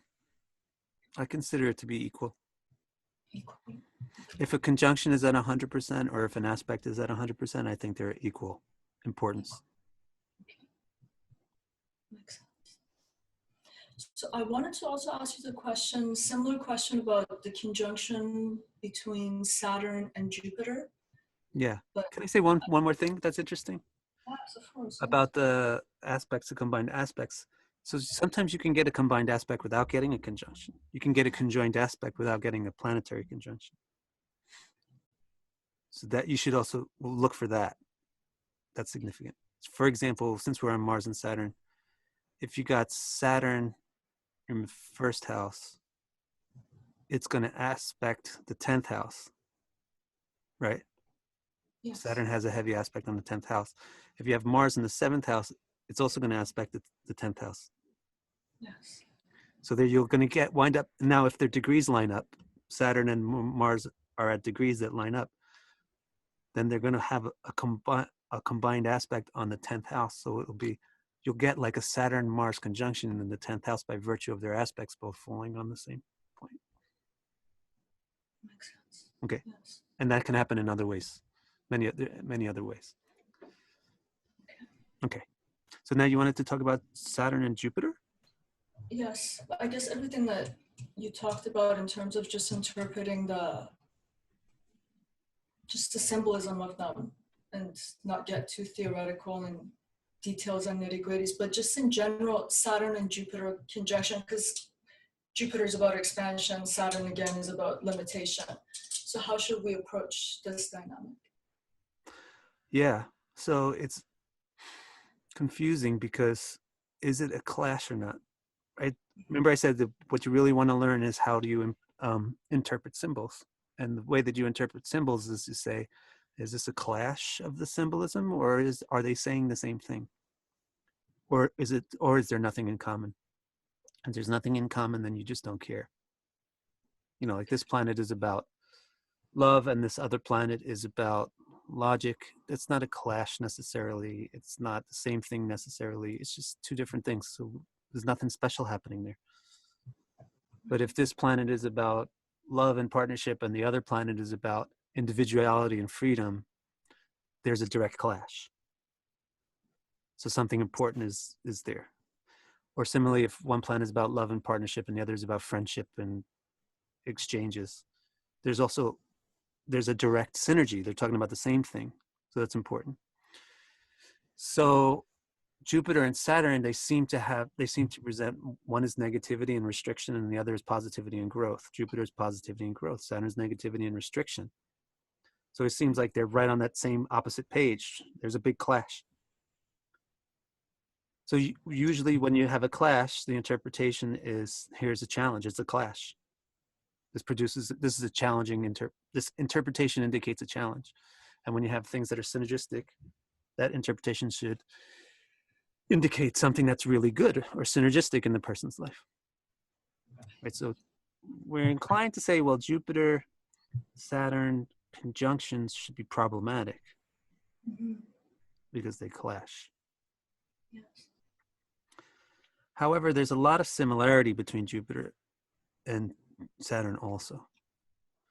You know, because they both are the final two planets in the classic astrology. So they all represent the stage of that spiritual evolution, which happens after you get all the way out into your body. You know, the sun is the consciousness itself, the moon is the mind. It reflects into a mind. Then it tries to understand the world through Mercury, becomes intellect. Then it wants to interact with the world and partner with it through Venus. But then it wants to conquer the world through Mars and have strength in a physical form. But then it starts to revert at that point. Then it thinks like, conquering the world just causes problems. Isn't there a better way? Can we cooperate? Can we move back towards Venus again? Can we move back towards cooperation? And Jupiter is like a blend of Mars and Venus. It's like, yeah, you can get what you want through cooperation. You can get what you want through following rules and morals and religions and philosophies. So Jupiter starts to take us. See, and the whole movement from the sun to Mars is like extroverted. It's all going on a Rahu path, moving outward. After reaching Mars, the planets start to signify Ketu's inwardness. So Jupiter is starting to revert the soul back towards its original nature and saying, no, you'll get better happiness and enjoyment if you follow the Venus principle of love and stuff. If you follow more, and then Saturn follows up on it, saying, look, you'll get better happiness and fulfillment if you just give up on all this crap. You think that there's all that you're going to get happiness and fulfillment in all the wrong places. You're putting yourself into all these temporary things. Saturn's showing you how temporary everything is, and how it's all going to fail you. Everything's going to fail you. Give up on this stuff. Right? So Saturn and Jupiter are both trying to like reform our consciousness. That's their basic nature, but they both have that positive and negative flavor to it. Saturn is like a harsh teacher that's pointing out, like, you did this wrong, you did this wrong, you did this wrong. And Jupiter is like the encouraging teacher, like, you did this good. Keep doing that, you know, do that more, do more of that, do less of that other thing, but do more of this. So Jupiter is like an encouraging teacher. Saturn is like a discouraging teacher, but they're both teachers. So the combination of Jupiter and Saturn has some synergy also. It's not just a clash. It's a clash between the positivity and the negativity, but it's a synergy between trying to bring a person to a higher way of seeing life, a broader picture of life, just a deeper, a higher way of considering personal happiness. So Jupiter-Saturn conjunctions make people philosophical, or it's really wrong to say make. These planets don't make, but they indicate. The Jupiter, Saturn's conjunctions indicate really philosophical people that are really interested in going to a deeper or higher, broader level of thinking about life, thinking about the basic stuff in life, like how do I be happy? So they, classics say a lot of things like here you get gurus. When you get Jupiter aspecting Saturn, mutual aspect Jupiter and Saturn is a guru. Because this person is deep. Guru means deep, heavy, big, significant. So here you get a significant person that's deep with a Jupiter-Saturn conjunction. But the clash between positivity and negativity, it's like this person is going to be clashing with conventional concepts. Saturn and Jupiter, right? Saturn is critical and finding flaws. Jupiter is faithful and accepting. So Saturn and Jupiter is a clash between that. The person is going to try to accept some religious doctrine or try to accept some teacher or a guru, and then later on realize I was just being naive, and then they're going to try to go against it. There's this clash. They're going to have to break through the prepackaged concepts of what's good and what's bad, of what's ideal and what's less than ideal, because they're going to have to try to get to this deeper, broader level. So it indicates both at the same time. And that's when you get your good interpretation, when you figure out how the clash and the synergy work together.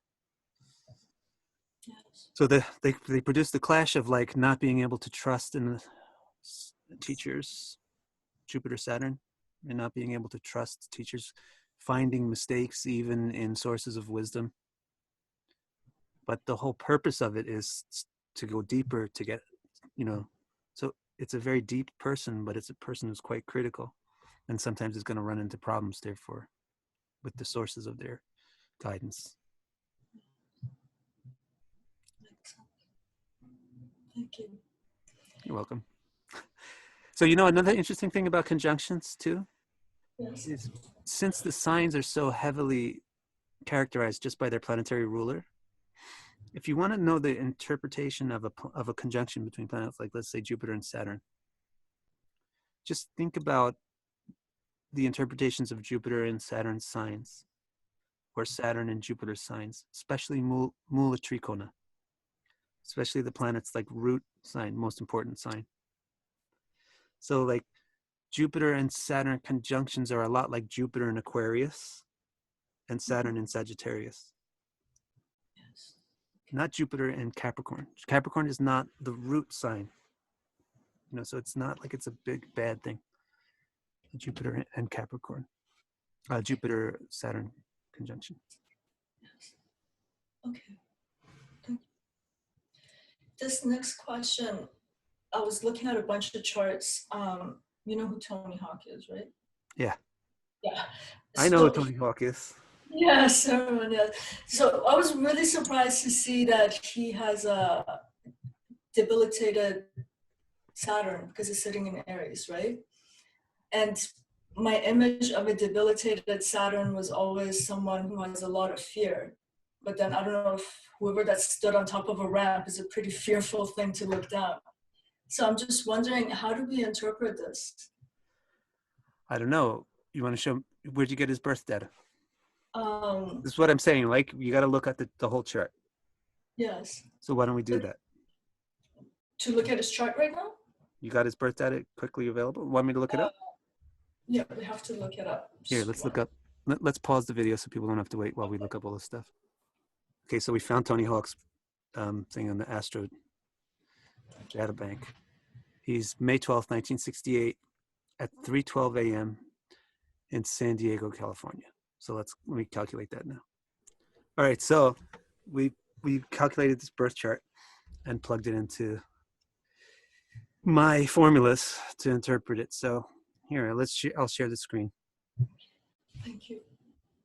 Google Chrome. Victikara has started screen share.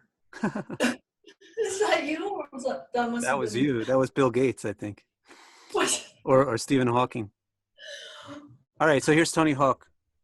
So here's your chart, right? Just like you said, he's got Saturn in Aries, and look, it's like very close to Rahu, and it's in the second house. And Saturn is the 12th and the 11th lord because he's a Pisces ascendant, with Jupiter in the sixth house. Interesting stuff.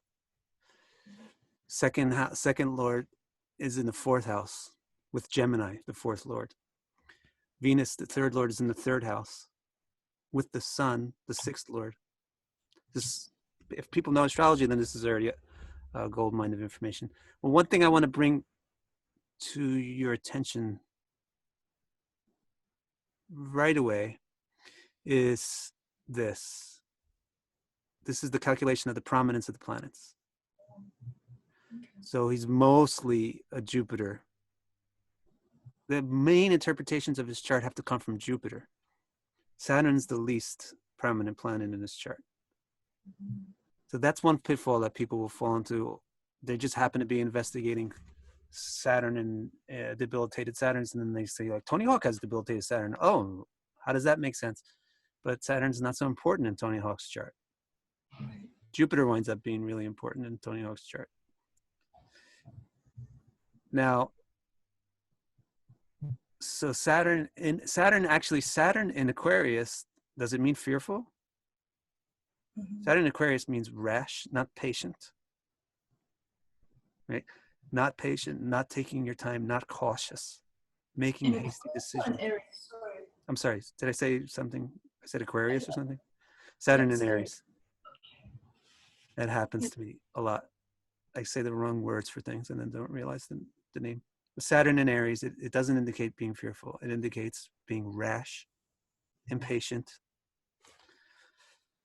Let's actually look at this. Can you still see this page? Yes, I can. Oh, wait, let me pause it because I don't want people to see everything, my secrets.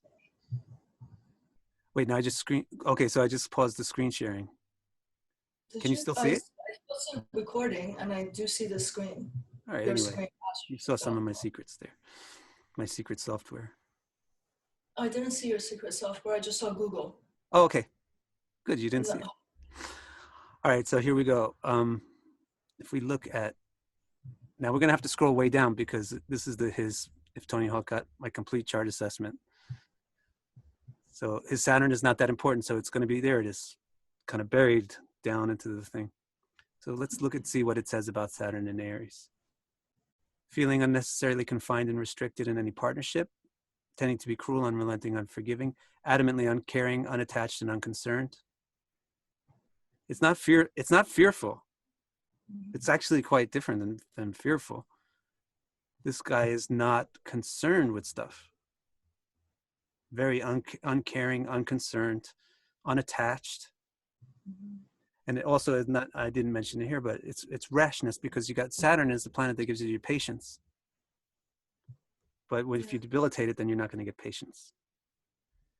Then he's got it with Rahu, who's quite good in Aries, in the sense of giving just like power, strength, boldness, adventurousness. So this debilitated Saturn is not indicating fearfulness, but it's actually indicating that I don't care. If I break my leg, I don't care. I'll try it. I don't. And then the other things that are interesting in this chart as well, first lord is in the sixth house, sixth lord is in the third house. It's quite athletic. Second lord, you might think, well, Saturn debilitated in the second house is not so good for second house. True. It's going to make him probably come from a family that didn't really protect him that much. Let him go and freaking skateboard in this empty swimming pool in somebody's backyard. But it's not a really bad second house because the second lord is in the fourth. That's ideal. The lord of the second and the fourth house is one of the best lordship combinations. Stabilizes the second house with the fourth lord. So it's not like he's got a terrible family life necessarily. He's just got one that's really adventurous, not really too attached, does a lot of moving here and there. Venus in the third house has got a lot of skill. So he does a skill, like a performance sport rather than like football or something. He does a skillful sport. And the sixth lord in the third house is very strong, athletic. The sun in the third house is strong and athletic. So he's got an interesting chart. He's also got a debilitated moon in the ninth house. Yes. And his Saturn's making that aspect to Mars, but the degrees are too far apart. Right. This degree is very too far apart. This is almost, you want to see the aspect table? Yes, please. Yeah, here's your aspect table, calculation of aspects. So it's only 43% aspect from Saturn to Mars. I see. Okay. This is recording? It says it's recording. Yeah, it's recording. Right. Mostly Saturn is aspect in Ketu because it's right lined up with Rahu. Right, yes.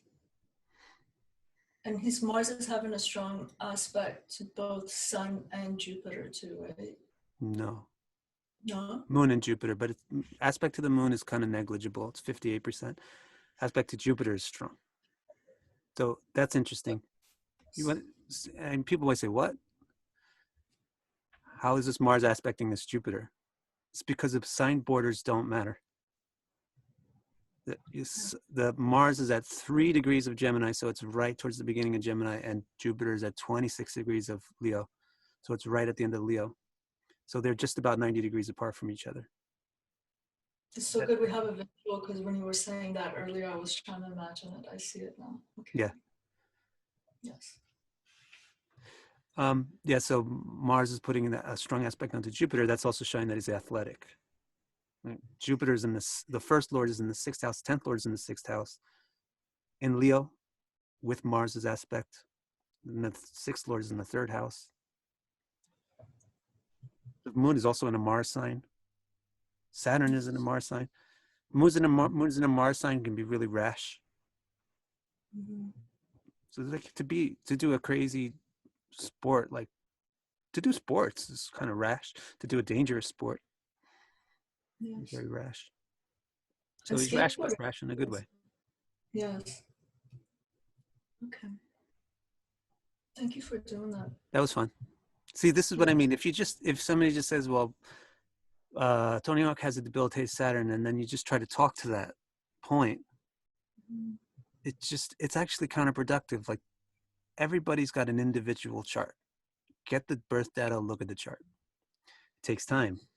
That's why you can't get good free information on astrology.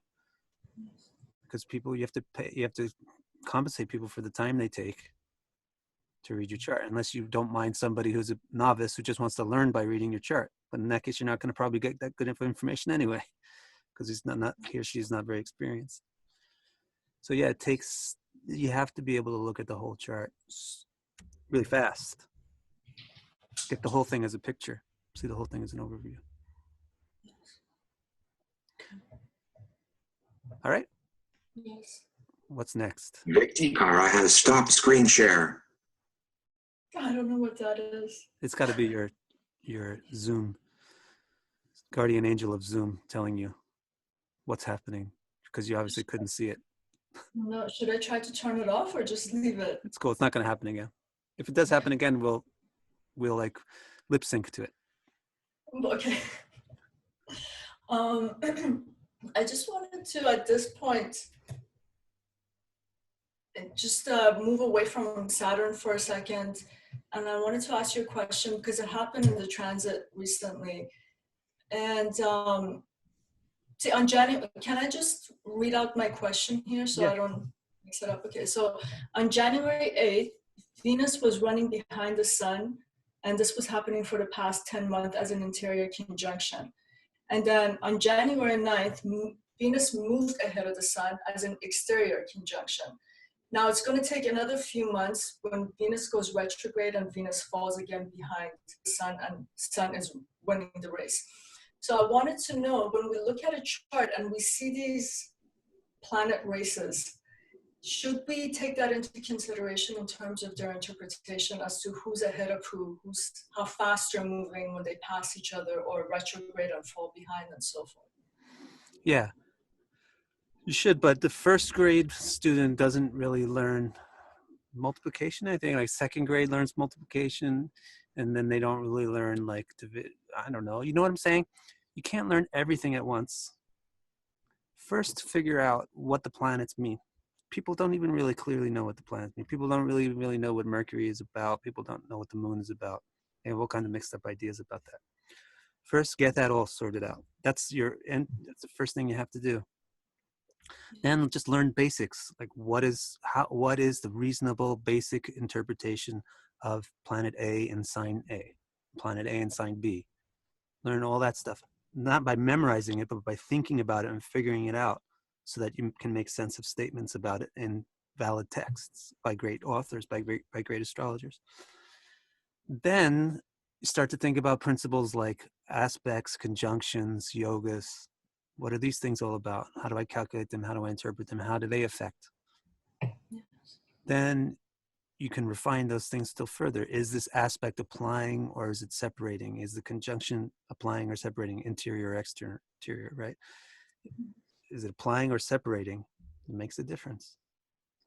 But the difference that it makes is just, it's not really useful for a student or a person that hasn't even really grasped the more basic stuff yet. It's just going to throw another layer of junk on top of you that you have to try to sort out. You're not capable. You're not capable of sorting out.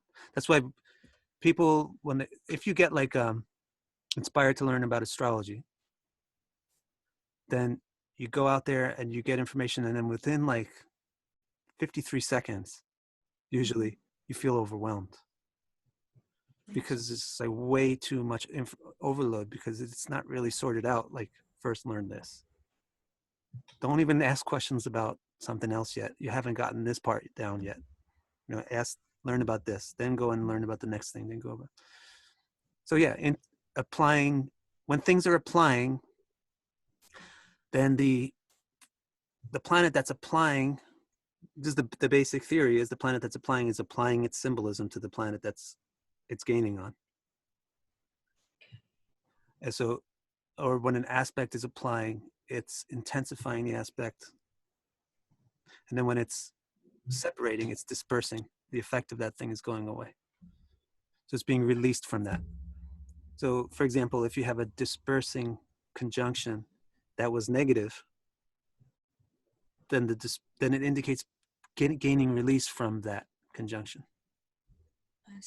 This comes into play more with transits, because you're looking at movement a lot more. Perhaps you could also look at the snapshot of the movement in the birth chart. When this person was born, there was a conjunction between Venus and the sun. Yeah, but Venus was actually applying to the sun at that point. So that means a little bit different than if it was separating. But this is like higher level.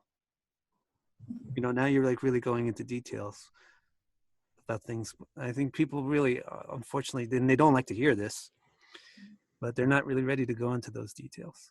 I don't go into those details so much. You don't even need to go into those details so much. You know, what do you really need from astrology? Do you need some pinpoint? Do you need some pinpoint information about something from astrology? Not really. You need to be pointed in the right direction. Yes. Get your bearings straight. Astrology helps us get pointed in the right direction, get our bearings straight, understand, make more sense out of the world around us and what's happening to us. You don't need to like go into pinpointing minuscule techniques to get that out of astrology. But could one look at that as, let's say someone is looking at the transits, but keep looking at these motions of, for example, this Venus and Sun, could we use it as pattern recognition? Because you could go back in transits, right? And then see those positionings with any two planets, not just Venus and Sun, and then just kind of try to, I don't know, gather some data about, for instance, what this means in this person's life or how it's. Yeah, you can do that. One interesting thing about the sun with Venus and Sun, we talked about that in a previous video that you and I did, was about whether the combustion is entering the combustion or leaving, right? Then about pattern recognition, like go back and see what happened. A lot of people advise this. A lot of astrology teachers advise to do this to understand that a transit, and it's pretty valid. I might even advise myself to somebody, if you want to know what your Saturn return is going to be like, and what was your last Saturn return like, it's going to be the same. But you got to realize that the conditions that your last Saturn return happened in are totally different than the conditions that your current Saturn return happens in. So not everybody can get astrology because not everybody has an abstract mind. You have to be able to abstract it and see, like, yeah, this is what happened in my last Saturn return. The essence of that. What was the essence of that? Not the specifics of it, but the essence of it. That's what's going to happen in this Saturn return too. But the essence of it is going to have different specifics because I'm in a different situation now than I was before. Yes. You know, last time I had my Saturn return, my dog died, but this time I don't even have a dog. But it's just, what's the essence of my dog dying? There's some kind of a loss or something, right? That's like a little example to show you what I'm talking about. Because when I did go back with a few planets, I do see what you're saying, even from a personal experience. And just I thought it'd be interesting is that collection of just seeing the patterns. Yeah, it's very useful. Yeah. It's really useful, and it helps you understand how transits work. But if it becomes very useful when you distill the essence of the thing rather than just don't do like data collection where you just stop with the specific data that you collect. Do data collection and then analyze the data to see what's the theme, what's the essential theme that's unifying all these things that are connected with this transit. That's what that transit is about. And it manifested as these specifics because of the other conditions that were happening at that time. At a different person, at a different time, for the same person, the same transit will manifest differently. Transits are also influenced by the dasha. What the dasha is affects what the transit's going to do. Thank you. There are some questions here that I wanted to ask about the effect of Saturn on different elements of houses and signs. But before doing that, can you briefly kind of talk about Saturn and his great enemy Sun when they're in conjunction and they're connected in a chart? Saturn and the Sun. Yes. So that's like the son and the father that don't get along. Yes. Yeah. So, but the son is a grown man. So it's like gets aggressive or it gets ugly. Two men don't get along, it gets ugly. And then they're both like one's trying to control the other one's trying to rebel. So Saturn's relationship with the sun is so tense because Saturn is always trying to show the sun you're not all that. You're not so great. Would you get off your high horse and be a normal, down-to-earth person? And the sun is always trying to tell Saturn, you have to obey. You have to listen to me. You have to follow my authority. You shouldn't criticize me. Saturn is saying, I have a valid criticism. The sun says, no, it's not valid to criticize me. So they can't hear each other. Okay. So Saturn Sun conjunctions are huge conflict, huge indicators, very clear indicators of conflict with authority figures. Oh, okay. Conflict with authority figures and the structures that authority figures set up. I see. Okay. Makes sense. Thank you. Next question is about Saturn being a dry planet, and what would be the effect of Saturn in the watery houses, such as 4th, 8th, or 12th, or sitting with the moon itself, for instance? Saturn is a dry planet because it's windy and it's dry. Dry is like slimmed down, withered down, right? So Saturn is like that, of that nature. Saturn, let's talk about watery houses, watery signs. Saturn's not really so classically great in most of the water signs, like Cancer. Saturn is a real depressive interpretation in Cancer. Saturn has a real mean interpretation in Scorpio. Saturn in Pisces is okay. Mean. Okay. tough. Like it just has negative experiences, negative emotions. Negative emotions also. That's what you get with Saturn in watery places. Yes. Negativity, dryness goes into the emotions. Yes. It's more, Saturn's happier in 12th house or Pisces because there's some synergy with it. You know, Jupiter has some synergy with Saturn. They're both interested in elevating us. Saturn has some synergy with the 12th house. They're both reductive, minimalistic. And in terms of these also being considered the moksha houses, and Saturn's aim is the tangible, real things in the Yeah. world, how would one interpret that? That's a Saturn's one. aim is the tangible, real things in the world. That's a mistake, actually. I believe that's a mistake. Venus's aim is the tangible, real things in the world. But even that is a mistake because you have to also understand that Venus is just the tangible, real things in the world are just a token of pleasure and happiness, which is what Venus is really about: pleasure, happiness, and love. So Venus is not also necessarily just a materialistic planet. Saturn, practical things in the Saturn is practical, logical, tangible. But don't forget that Saturn is very detached. Like if Saturn gets debilitated, it gets exaggerated. They don't care. So they're not really attached to material things. Saturn is not a planet that's attached to material things. So actually Saturn in a moksha house works well. That's something that it has going for it. That's why Saturn in the fourth, it has clashes and it has synergies. So you got to make those work together. Like Saturn in the fourth clashes with emotions because Saturn is dry. Emotions are wet. But Saturn in the fourth goes well with detachment because the fourth is a moksha house.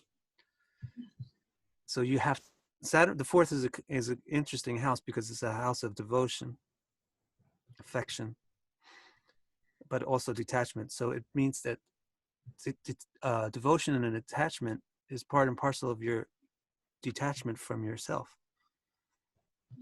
Right? You say, I'm detached from what I want. I'm interested in what you want. That's devotion and attachment and affection.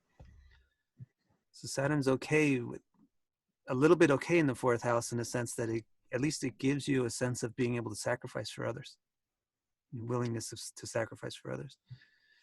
Saturn in the eighth house, the eighth is also moksha. So the eighth is like finding flaws in everything. It's finding flaws, it's finding mistakes, it's finding cracks in everything in the eighth house. Saturn also likes to do that, likes to find mistakes, likes to find flaws, likes to be critical.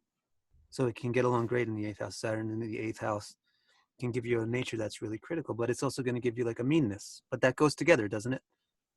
It's like these are ways when you interpret the thing, you have to sit with it for a while to figure it out. This is complex. Everything is not simple. You know, the basic things are simple. Signs can be simple. Planets can be simple. You get simple understanding of the planets to signs. But as soon as you start to put things together, things get sophisticated and complicated. Not so clear cut. So, okay, Saturn in the eighth house, on one hand, it's good in this way. On one hand, it's difficult in that way. It's difficult in that it makes a person really critical, but it's good in that it makes a person really critical. It makes a person able to see the mistakes and see the flaws, but that's also going to make them a little bit mean, bitey. Be pointing out flaws and finding flaws.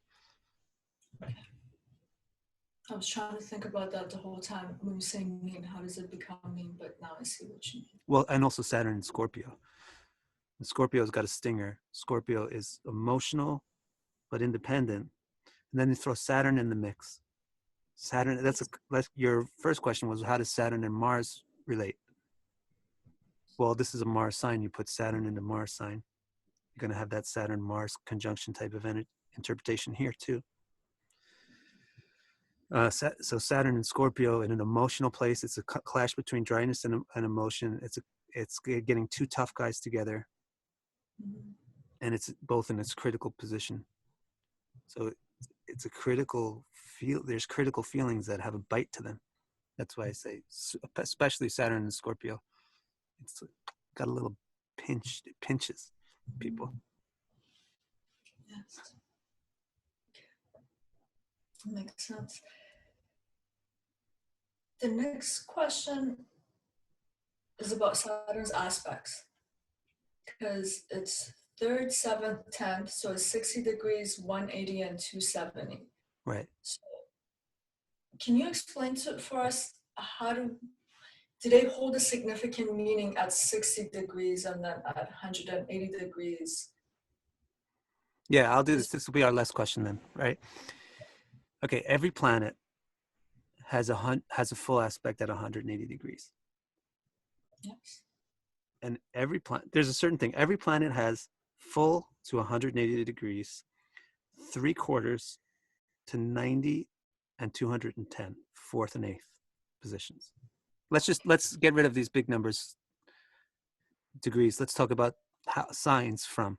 We'll use shorthand for the degrees and signs from. Every planet looks at the 7th house, sees it clearly. Every planet has 3/4 view on the 4th and the 8th. Every planet has half a view on 5 and 9. And every planet has 1/4 of a view on 3 and 10. So therefore, every planet has 0 view, is blind to 11, 12, its own sign, but there can make conjunctions, and 2 and 6. So that's the full map of how planets aspect the other places. The outer planets, Mars, Jupiter, and Saturn, have a better view. So they get increased ability to see, because the aspect is you're putting your eye on something, influencing it by your vision. So Mars gets the least amount of improvement because it's the closest to the Earth. It takes the ones that every planet usually sees at 75%, 3/4, and it boosts those to 100%. So Mars can see the 4th house, 90 degrees, the 7th house, 180 degrees, and the 8th house, 210 degrees. Jupiter, the next one, gets an even bigger boost. It's a little further out, it gets a bigger boost. It can see 5 and 9, planets where most people can only see half power. Jupiter can see that at full power. And then Saturn gets the biggest boost of all because it's the furthest out. It takes 3 and 10, where most planets can only see at 1/4 clarity. Saturn can see full clarity on 3 and 10. So it's got like 75% more than normal aspect on 3 and 10. Yes. Okay. So it's because of how far out they are from the Earth, how much of an improvement they get on their ability to look at stuff. I see. Okay. And the interesting thing then is that Jupiter aspects trines, and so trine have a nature of being benefic aspects. As astrology developed later, they started to just say, well, any planet making a trine is having like a Jupiterian effect, benefic effect. And Saturn and Mars, they have the right angle. That's because they're strong. They're malefics. Right angles are strong. Mars looks at 90 degrees square, and Saturn looks at 270 square. And so as astrology developed, they said, well, the square aspect has that nature of malefic planet, like Saturn and Mars. So in modern astrology, they say square aspects are difficult, benefic aspects are helpful. Trine aspects are helpful. And 7th aspect, I know in Western astrology that's considered an opposition, so it's difficult. Do we interpret that in the same way too? Or I think the original concept of the opposition was difficult but necessary, difficult but irresistible. difficult? Okay. You know, it's where the other thing has what you lack. So it's very confusing. It's difficult to understand the other thing, Yes. but it's what you need. It has what you lack. So oppositions are very magnetic. Okay. They pull you into it. But every planet has a 180. In Vedic astrology, which is Vedic astrology has preserved the oldest form, some of the oldest forms of astrology, because Indian culture just preserves things. And in that system, every planet can see 180 degrees apart, which just shows that like this is the most obvious, this is the magnetic pull. This is where you really affect each other. Yes. You have a strong effect on each other. Okay. I understand. Thank you so much. We were so much more serious today talking about Saturn. Really? No? Yeah? I thought we told some good jokes today. No, definitely. Yeah. All Thank right. you so much. Okay, Parisa, thank you. See you next week. Yes. Bye-bye. Bye.